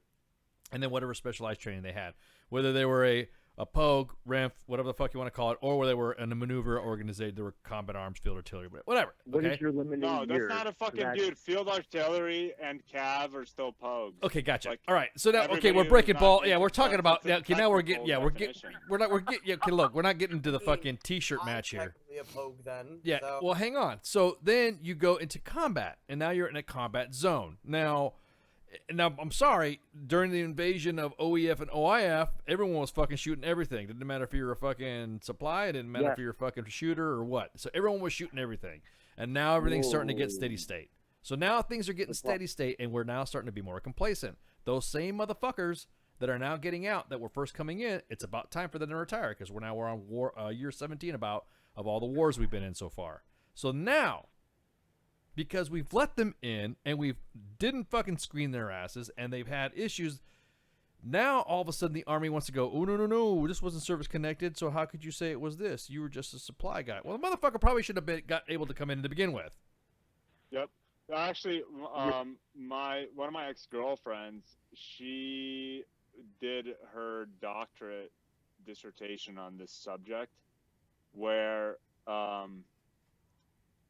there's a high correlation of, so basically like the tendency for people to go into combat arms are people that are already fucked up from their childhood to begin with. Well, think about the consequences PTSD, of that. man. If that becomes a fucking No, actually but caller's got a relevant but the thing. caller's got a good point. If there's an underlying issue of PTSD was probably before service, and then all of a sudden you look at what he's done, okay, the Army can kind of say, okay, look, I'm looking at the disability on the fair wear of the accelerated wear and tear on your body, because technically when you think about it, the average civilian doesn't do, even the pogues, don't do the average fucking shit that the Army makes you do. I mean, a civilian does. So a civilian doesn't wake up, is not required in the morning to go do PT, to not go to the range, to not fucking ruck, to not fucking do whatever the unit has to do to keep you trained and ready, right? So it's POQE, POQUE. POG, correct pronunciation, not POG. No, it's POG. POG. It's not. Personnel other than grunt. That was a fucking stop. It's Personnel personnel that was other than That's grunt. what it stands for. It was an acronym. It was prono. It doesn't require a slammer. Oh my god, fucking here I go. Somebody who's fucking No, learned. I mean, that's okay. Like that's what I It was is raised a. as. You're like, right. In It the is infantry. Was that it's an acronym? It stands for personnel other than grunt. We had other acronyms like Correct. PIGS. Correct. Professional infantry Correct. gunman. PIG, Correct. Hog. Hunter of gunmen. Once you get your Bravo Hunt, 4 pussy, identifier. yeah, we had 'em shit all. like that. Correct. All right. Exactly. But straight up, but is the band called Pogues and is a pejorative military slang of non-combat staff and other rear echelon motherfuckers. Pogue. It was actually a British term that was brought up through POGE. Pogue. Personnel other than grunts. What does it stand for? Pogue. Which is irrelevant. What's the E stand Oh for? my. Outlook on what the POG stands for. or what a No, pogue is. no. Would you let Yeah, me? it's Hey, the hey, pogues, stop, man. stop, The pogues are out of stop, control. They're trying to fucking stop. hide the No, meaning of the acronym. no, They're it is taking over, not. man. It is not. Eat. God damn. Eat. No. Where's my tinfoil hat? You put that God shit damn on. it. No, okay, that's Guys what. are about to make the gay come out. I swear to Exactly. God. Jesus Christ. It was personnel of greater use elsewhere. That's what a fucking term was. No, that's Of course the British would fucking say That's some what it shit was. like They fucking that, said dude. it. Well, that's where it came from. The fucking the Oxford's Oh, dictionary. my is, gotta adopt the pogue, the acronym pogue. No, dude, I know. The Brits use REMPs. The We REMP do is too. a British Army term. A REMF is a rear echelon motherfucker that was used in Vietnam. That's And a it's liberal used attempt by to the try to- British, try to correlate there's pogue to another one, something too. that's Hold not on. as sustainable as what a pogue actually is. Nah, it's not true. Anyways. REMP actually does. REMP is used by Brits a lot more than Pogue, though. I've never actually heard of I'm using sorry. Pogue. I'm sorry. I was not born in the fucking 40s like all you fuckers to remember history like I am. So I'm sorry. Anyways, hey, thanks for the call, Pogue. Jesus. Hey, I do have something to say. Hey, what's up, man? All right, so when you're talking about the the interference when we first went in 2001 time frame. Yeah. Hey, you're breaking up. We had an influx of emo motherfucking faggots that came into the military who are of currently right now probably E6, E7, maybe E8, E9 rank frame, and that has caused a very severe problem. Again, I am not a behavioral health specialist or of clinical qualification to understand. Well, neither the fuck am I. I'm a fucking 11 Bravo turned into a fucking punk, so, you know. What's the question again? Emos, I guess. I don't know. So if you really think about it, 2001, 2002 time frame, we opened up the floodgates. We allowed anyone and everything. You're right. Into the But military. you, so of course, but the civilian, but you, that could have come into the military who would not have been able to handle. Yeah, even something as simple as basic training could have, of course, possibly received some sort of PTSD. But caller, you and I, basic training. But caller, you and I are not that. We are not of qualified people to say that who is not or who was or should have get. I can't even answer the question of my almost 30+ years of fucking service. When it comes to the subject of PTSD, PTSD is a very, very, very touchy subject. It is no longer just combat related. It shouldn't be well related at all. It fucking should be. It should be separated because it should be fucking. No, it's my like clinical. All right, let me say this. Let me go ahead and say this. So this is somewhat of an evaluation of PTSD. So let's say, for example, I hear a big boom. And all of a sudden turn around and see that the neighboring vehicle, the neighboring MRAP that was traveling along my convoy, had been hit by EFP. And it comes to find out that one of my really good friends was hit in the face by that so-said EFP. And that could constitute some sort of PTSD. How do we No, I don't think. No, I don't think so. Because somehow it is post-traumatic stress. I don't think so. No, dude, I don't think so. I don't think so because it's a now you're going medical. My problem with it, dude. Like I've gone into like a variety of different PTSD treatment programs since I've been out. Okay, and I go in there, and there's people that are like PTSD. I got fucking touched wrong by Santa Claus. Like I'm going on an extreme I'm going on an extreme here to illustrate a point. Okay. So just bear with me. And I have to listen to this fucking bullshit. I have to listen to this bullshit in a group setting where their clinical fucking definition of what that person went through with their fucking whiskey golf fucking genetics compared to like what I went through is infuriating because it's the same. That's like the same condition that we have. It's not. It should be separate. Like, it was separate. It has been separate ever since like combat stress and shell shock was a thing back from like World War II and shit. It was always separate. Well, it was only like recently that it was combined together into one thing. Why was it combined? It was combined in order to because there was like reduction in manning, like manpower for treatment of combat related stress. As a period of time we didn't have combat, right? So there wasn't a lot of people that they needed to treat for it. So it was consolidated into a fucking general PTSD type fucking thing. And it shouldn't be. Like, it should be. And I agree with that because I mean, not just it's admin and task org, man. Like they should restructure it, redefine it completely because it's fucking bullshit, dude. Like I know, like I have some self-control. I was able to sit through it without fucking like telling the dude that he was a fucking bitch. But I know dudes personally that were fucking not just like infantry dudes, but that are like legit fucking dark ops fucking pipe hitters. Hey, that Doc, fucking like told him to suck his dick.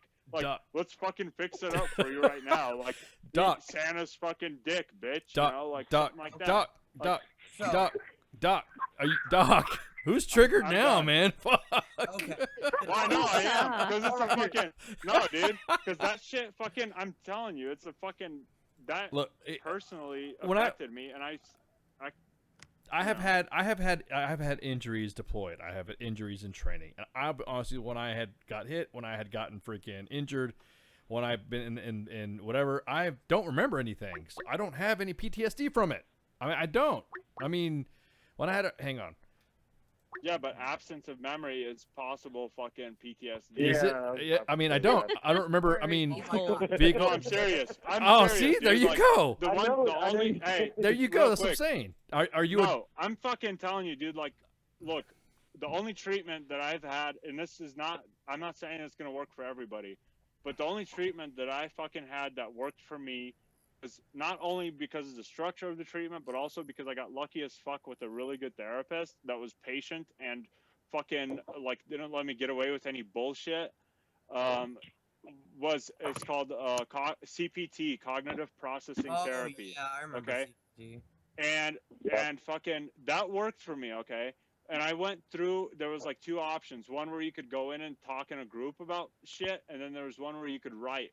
I tried the group one at first just because I didn't want to be a dick, and I wanted to try to actually like try all the like possible opportunities, and I fucking couldn't handle it. Dude, I almost lost my fucking shit and called the dude a fucking bitch. See, that's the thing. And, I don't know. you know, I don't know what's gonna happen to me. So am I gonna get PTSD because you were looking over me while my parachute malfunctioned back in the day? No, bro. What I'm saying is that once I started writing, like through the CPT, then I realized that I had like memory lapses that fucking like part of it was like traumatic from losing consciousness, where I had like memory gaps, like no shit, that I was not consciously fucking aware of before.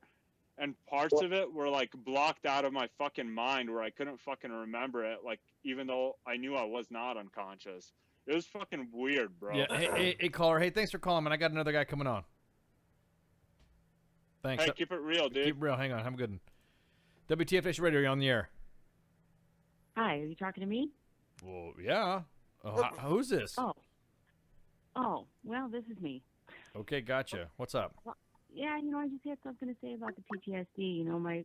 I have people that, friends of mine, battle buddies, whatever, who were 11 Bravos, raped in combat, during combat. They have PTSD from that, and it was not combat related. It was rape. Male. It was a male soldier. And I also have somebody who is a cancer survivor, and she has PTSD from that. Blah, blah, blah. The list goes on. So PTSD is post-traumatic stress disorder. It doesn't just mean combat. I got So maybe all that. the other person I would got like all to that, but be I'm separate. not of, and I've never had a doctor sit down and talk to me and say, Ice, do you remember when you got hit? Nope. Ice, do you remember when you woke up after the drop zone? Nope. I don't remember any of that stuff. So I don't know. They say, like, what was your trauma, right? Well, I mean, when you have a parachute malfunction and you bounce off the fucking ground off a drop zone, that's pretty traumatic. And then, or when you get hit. Oh yeah, airborne. Whoa, right here. I feel you. But my point being is that I'm not qualified. I can't say to anybody because of what they've experienced in combat is going to be the same. I can't. I'm not a doc, nor should anybody else try to speculate. I'm not a doctor. I'm not a scientific researcher. I'm hardly a credible expert when it comes to measuring something like that. So I can't answer the question. I can't. If I may. Go ahead. What's up? Literally, to address this specific topic, okay, through all my groups and all that kind of hubbubaloo, I've had a lot of trauma myself, war trauma and everything like that, and I got very angry because there were soldiers in the area who were sitting in the MWR tent who got a little piece of shrapnel, hit the back of the TV they were fucking watching, and got a combat action badge out of that shit. They didn't help any other soldiers. You know what I'm saying? They didn't do all the dirt that I did. You know what I'm saying? And I don't want to get into all that, my trauma, personal trauma. I got But you. mine I got you. resulted in homicidal ideation, what I couldn't deal with, right? I go to behavioral health. I reach out for help. I say I got homicidal ideation. I have a plan. This is my target. You know what they did? They sent me back to my unit, bro. They sent me back to my fucking unit. And for 3 years, I thought, is somebody going to come and get me? Because something's fucking wrong. I ended up going to Walmart. I'm going and buying shit. You know what I'm saying? I asked another damn soldier if they would help me. I got an accomplice. And you know what? I am not getting 100%. If you got an accomplice, I'm then not that getting probably 100%. means that whoever fucking it was that you guys were going after is probably deserved it. Well, Don't get me started on that. But my point is, because- well, my point being is that PTSD isn't Army related. I saw your little note on there. I think that's you talking in there. Is it or is not military related? That's something that, again, that is going to be That's going to be me, dude. Like my experience. Like, Doc, but it's not going to be PTSD, dude. No like, one's they gonna. should have like whoever fucking is like the general PTSD crowd should fucking have their PTSD, and the fucking dudes that are like shell shocked, legitimately, not like butt fucked in like in combat, but like I'm talking about like dudes that got like their fucking bells rocked and blown the fuck out. No, you're right. and Exactly. dismembered and shit. Exactly, because Those when dudes somebody should be fucking, they should be redefined for them. Category. But that's what I'm saying. There's no break. Yeah. Look, I don't want it to be PTSD. I want it to be fucking like war related fucking like that because so it's in other not words just PTSD so stress PTSD disorder, okay? Doc PTSD. Oh, I totally get you. Doc, you that, say that PTSD. guy who's very upset that it rocked his world, that the TV exploded in front of him, doesn't have the same experience that I had holding up my battle buddy's fucking arm with the tourniquet. You know what I'm saying? It's not the same. I'm not laughing at. One thing I just want to add, dude. Like TBI and fucking PTSD share symptoms. Like they overlap immensely to where the VA, if you get rating for one, you get rated for the other as well most of the time. Hey, okay, listen. Hey, hang on. Go ahead, Ender.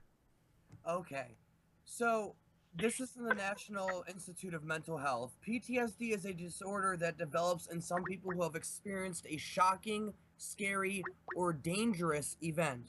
It is natural to feel afraid during and after traumatic situations.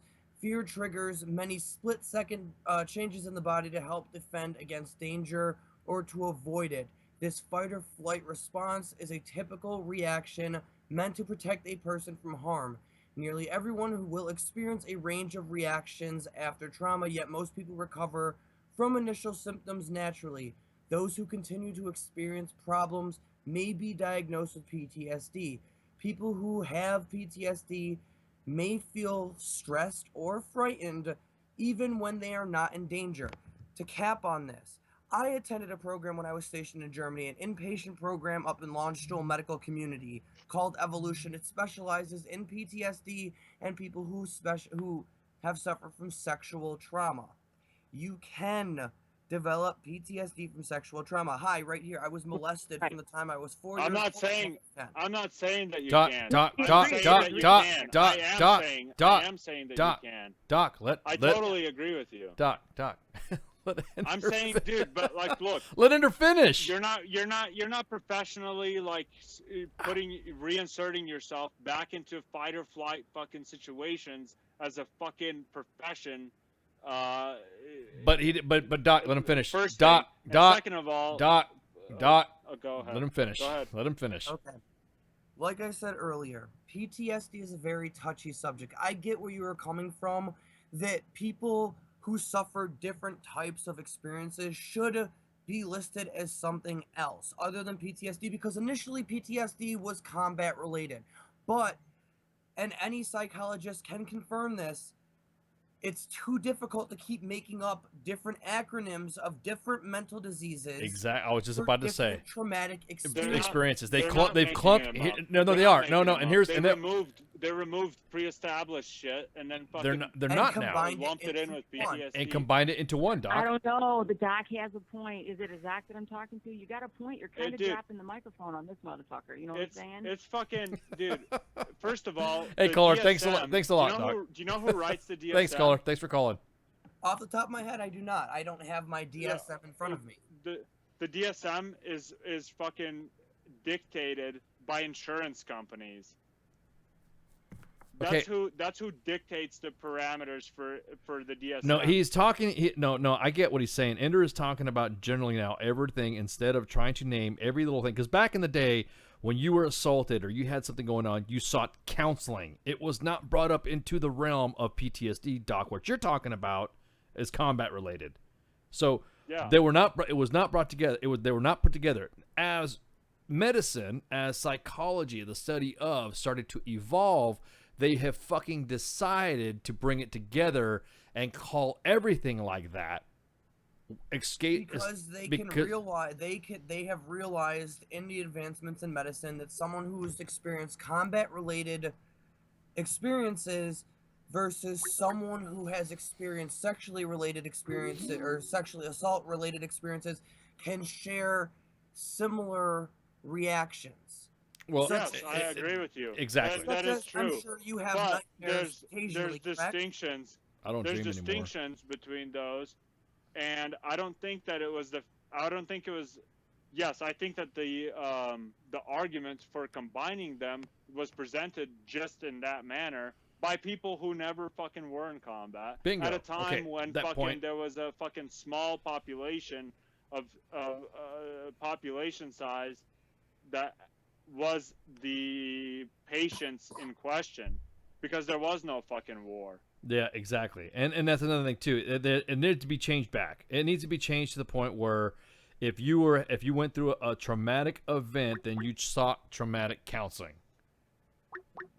Yeah, man, I don't. WTF Nation Radio, you're on the air. People fucking should get treatment for issues and shit. But Yeah, but Doc, you gotta let them talk. Go ahead. WTF Nation Radio on the air. Hey guys. What's up? Hello. Okay, so my name's Marissa. Not to beat a dead horse here, but the whole thing with PTSD, it's a constantly evolving subject. I mean, this really didn't become much of a psychological issue till about like 2010 when people started to recognize that there was, in fact, post-traumatic stress within our veterans.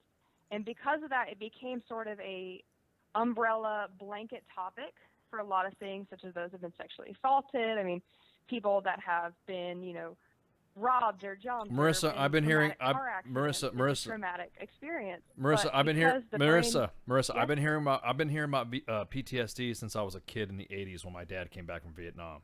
So that term. Was it called PTSD? Well, I mean, they I don't know what they called called it. What, shell shock? I think. No, Yeah, that was World War II. No, World War II bro. was shell shock, and combat fatigue, I think, was Vietnam. No, it wasn't. It was Vietnam? PTSD. Okay. It was PTSD. It might be We had different. fire back in the day too. God damn it! I'm not that fucking old.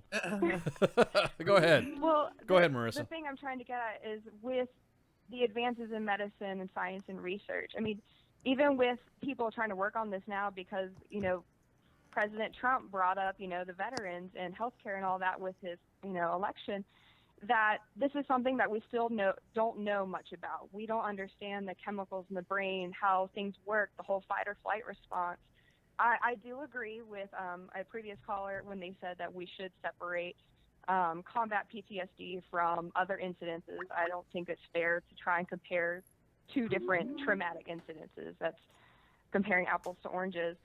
But I think we do need to look at it as a broader subject it's a psychological issue, unfortunately. And then with all the people that did come in during the surge of 2011 with previous undiagnosed psychological issues, I think it's only made the appearance of PTSD worse. Yeah. In our It does, and it exacerbates it too, because like if the person already has some kind of traumatic childhood experience, right? Then any experience that they have afterwards, it's going to be more. They're gonna, well, according to textbooks, they're gonna be, they're gonna have a lesser potential for resiliency when they do have to. Yeah. Now, what they're gonna call? What was that? Bones thrown aboard. They're gonna call it. They're gonna and everything's to buzzwords too. You gotta remember one thing about psychologists. They like to be cited, so they like to come up with new buzzwords, just like officers when they're talking about the new slide or. They cite or whatever. themselves, bro. You know what I mean? That's what I'm saying. Well, according to the American medical studies, operational exhaustion is the new term now we're gonna use for. You know what I mean? It's like you're you're a tired. dentist, you're not a doctor. You're shit. Yeah, exactly. So shit in a bag. Hey, Clark, thanks a lot. No problem. You guys have a good night. Yeah, you too. Have a good. You too. Wow, I did not think that talking about some dude in the VA, or VA issues. Holy crap! I didn't realize it's such a vitriol subject. Hey, Ender, thanks for coming on. You did pretty good. You done good. You done good. You all right, kid? Ender? Who? Ender. Hello? Can you hear me? Unmute your mic. So, yeah.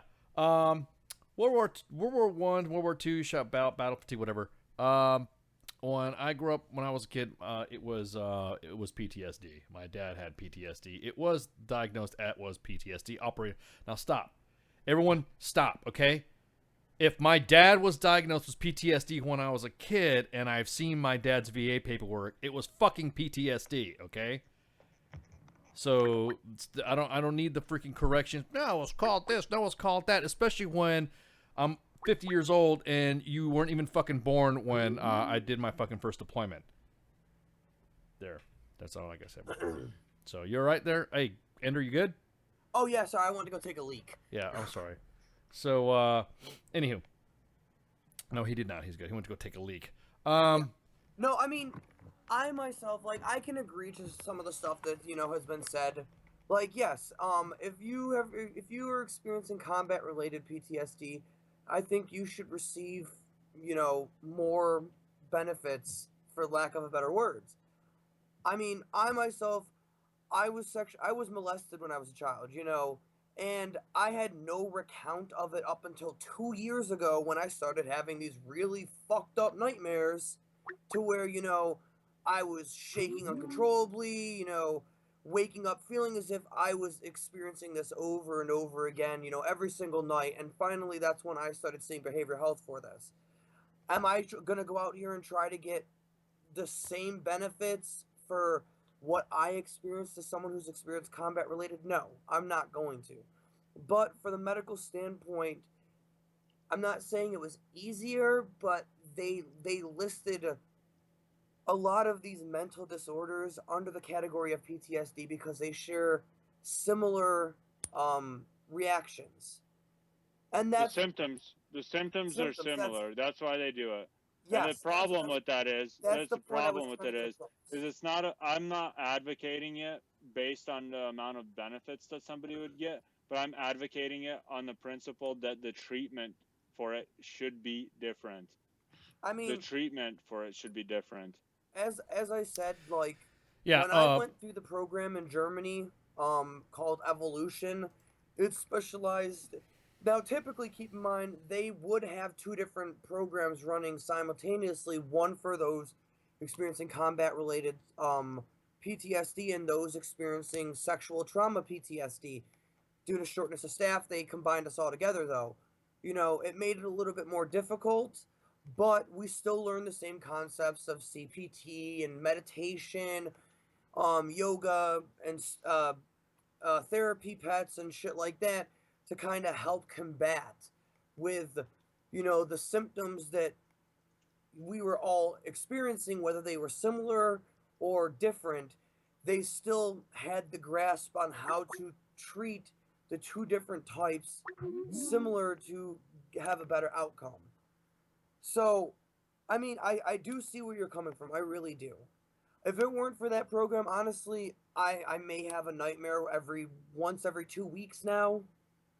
But my mental state of health has gotten better because I've gone through the traumatic recounts and stuff like that on my part, on what I dealt with, and the individuals that I did the program with. I still keep in touch with them. I'm talking about master sergeants all the way down to E5s. We're in this program at the same time, and we still keep in touch with each other. And a lot of them are doing great.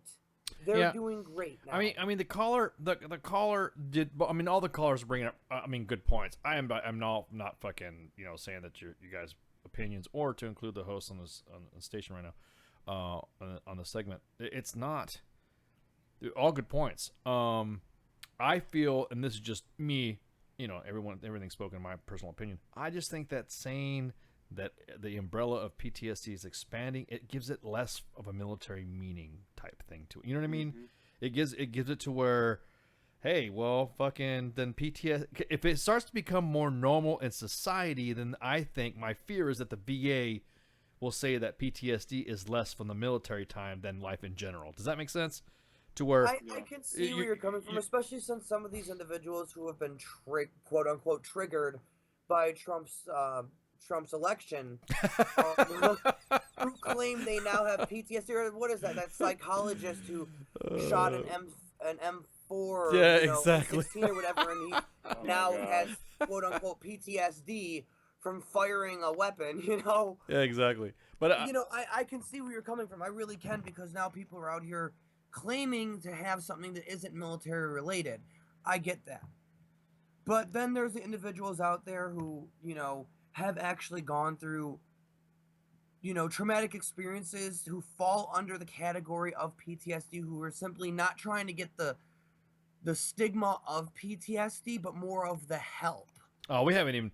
Yeah, Holy it's crap! all about treatment, yeah, man. Like, exactly. That's my biggest And thing. it's the individuals who throw it around willy-nilly who ruin it for the individuals who actually have it and suffer from the disorder. Well, hey, exactly, Bones. We haven't even addressed the stigma of it yet. Holy shit, that's a whole nother fucking segment. Yeah. That'd be a whole nother fucking show. Yeah. So, yeah, pretty good subject. I mean, holy crap, we're freaking. We're gonna go ahead and close it up. I don't know if we're gonna have an after show. So today, obviously, Sergeant's Time. Tomorrow is the Friday night fuckery, or the Friday show with Red Leg. We're gonna be celebrating our 2-year anniversary. You never know what you're gonna get on Saturday. Fag. What's that? You want to what? Said fag. Why?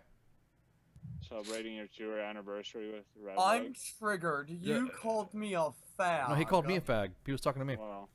Oh. And then Sunday is the green room with put your triggers away.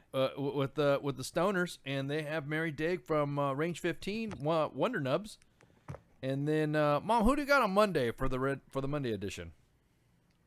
Oh, we have Mike the Cop and Officer Daniels. Oh, they are Facebook personalities. I don't know if anybody, you know, follows, like, I guess our page.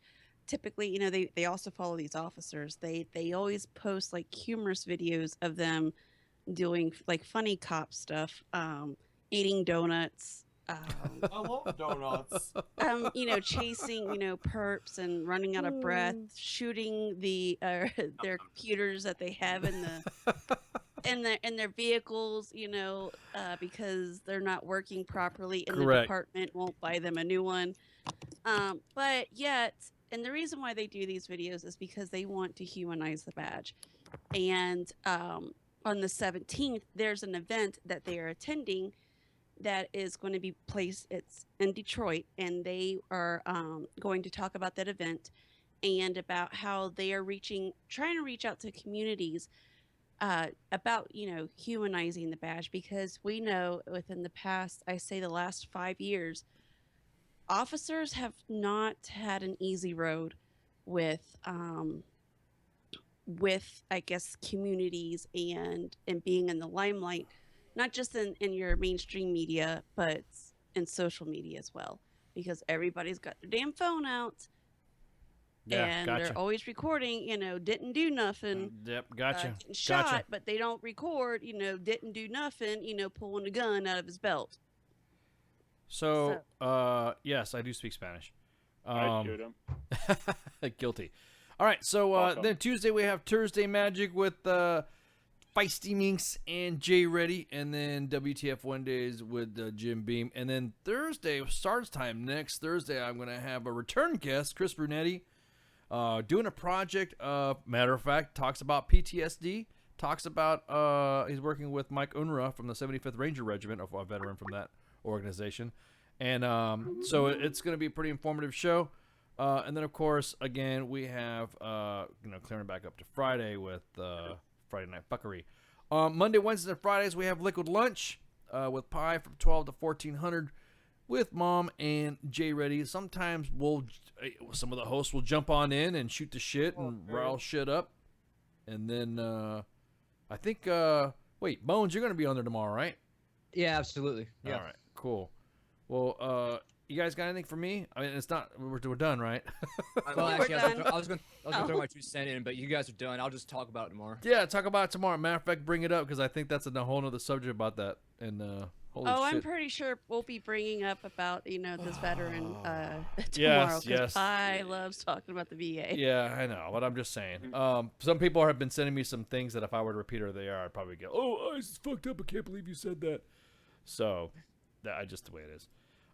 So with that, y'all have a good one, and thanks for coming on. You guys, are you sure you don't have anything before I hang it up? I just tune in tomorrow. Actually, we will be giving away prizes tomorrow. Whoa! Going back to the prizes. What are we giving out? We have a bottle of. Whoa! Stop! Okay, we won't talk about it. A bottle of all. Let's hang out. Just be quiet and bring it up tomorrow. We'll get people to come in. Don't say a bottle of what. All right, y'all have a good. Good night. Shouts. Night, dude. Warning shots. Warning shots. What is this Facebook Live? I've never heard of this shit. Everything stated on WTF Nation Radio is to be considered the opinion of the person that stated it, and not an official representation of WTF Nation Radio or U.S. Army WTF Moments. Price does not include tax, title, or license. Some assembly required. Each item sold separately. Batteries not included. Objects in mirror are closer than they appear. If conditions persist, contact a physician. Individual results may vary. Keep out of the reach of children. Avoid prolonged exposure to direct sunlight. Keep in a cool, dark place. And please enjoy the show. WTF Nation Radio.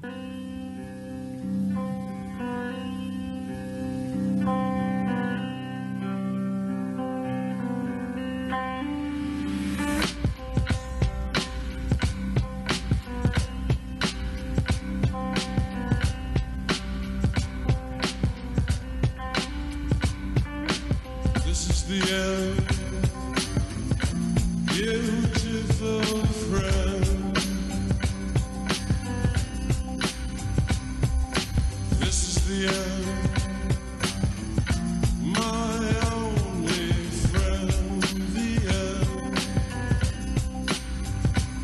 I see mothers in black crying, brothers in packs down, plus everybody's high, too doped up to ask why. Watching our own downfall, witness the end. It's like we don't believe in God, cause we living in sin. I asked my homie on the block why he strapped, he laughed, pointed his pistol as the cop called, passed the blast. It's just another murder, nobody mourns no more. My teardrops getting bigger, but can't figure what I'm crying for.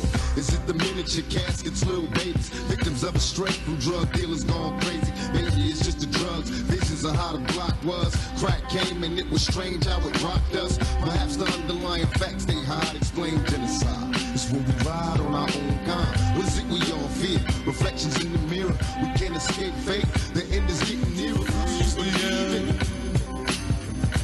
beautiful friend. This is the end, my only friend, the end.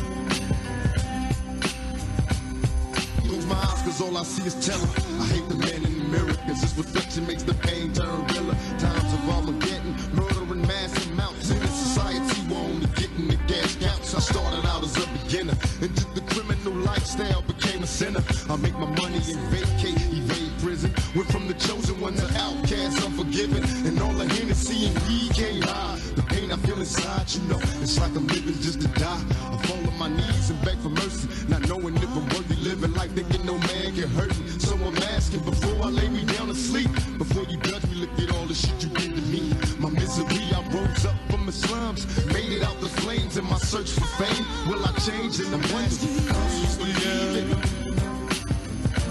beautiful friend. This is the end.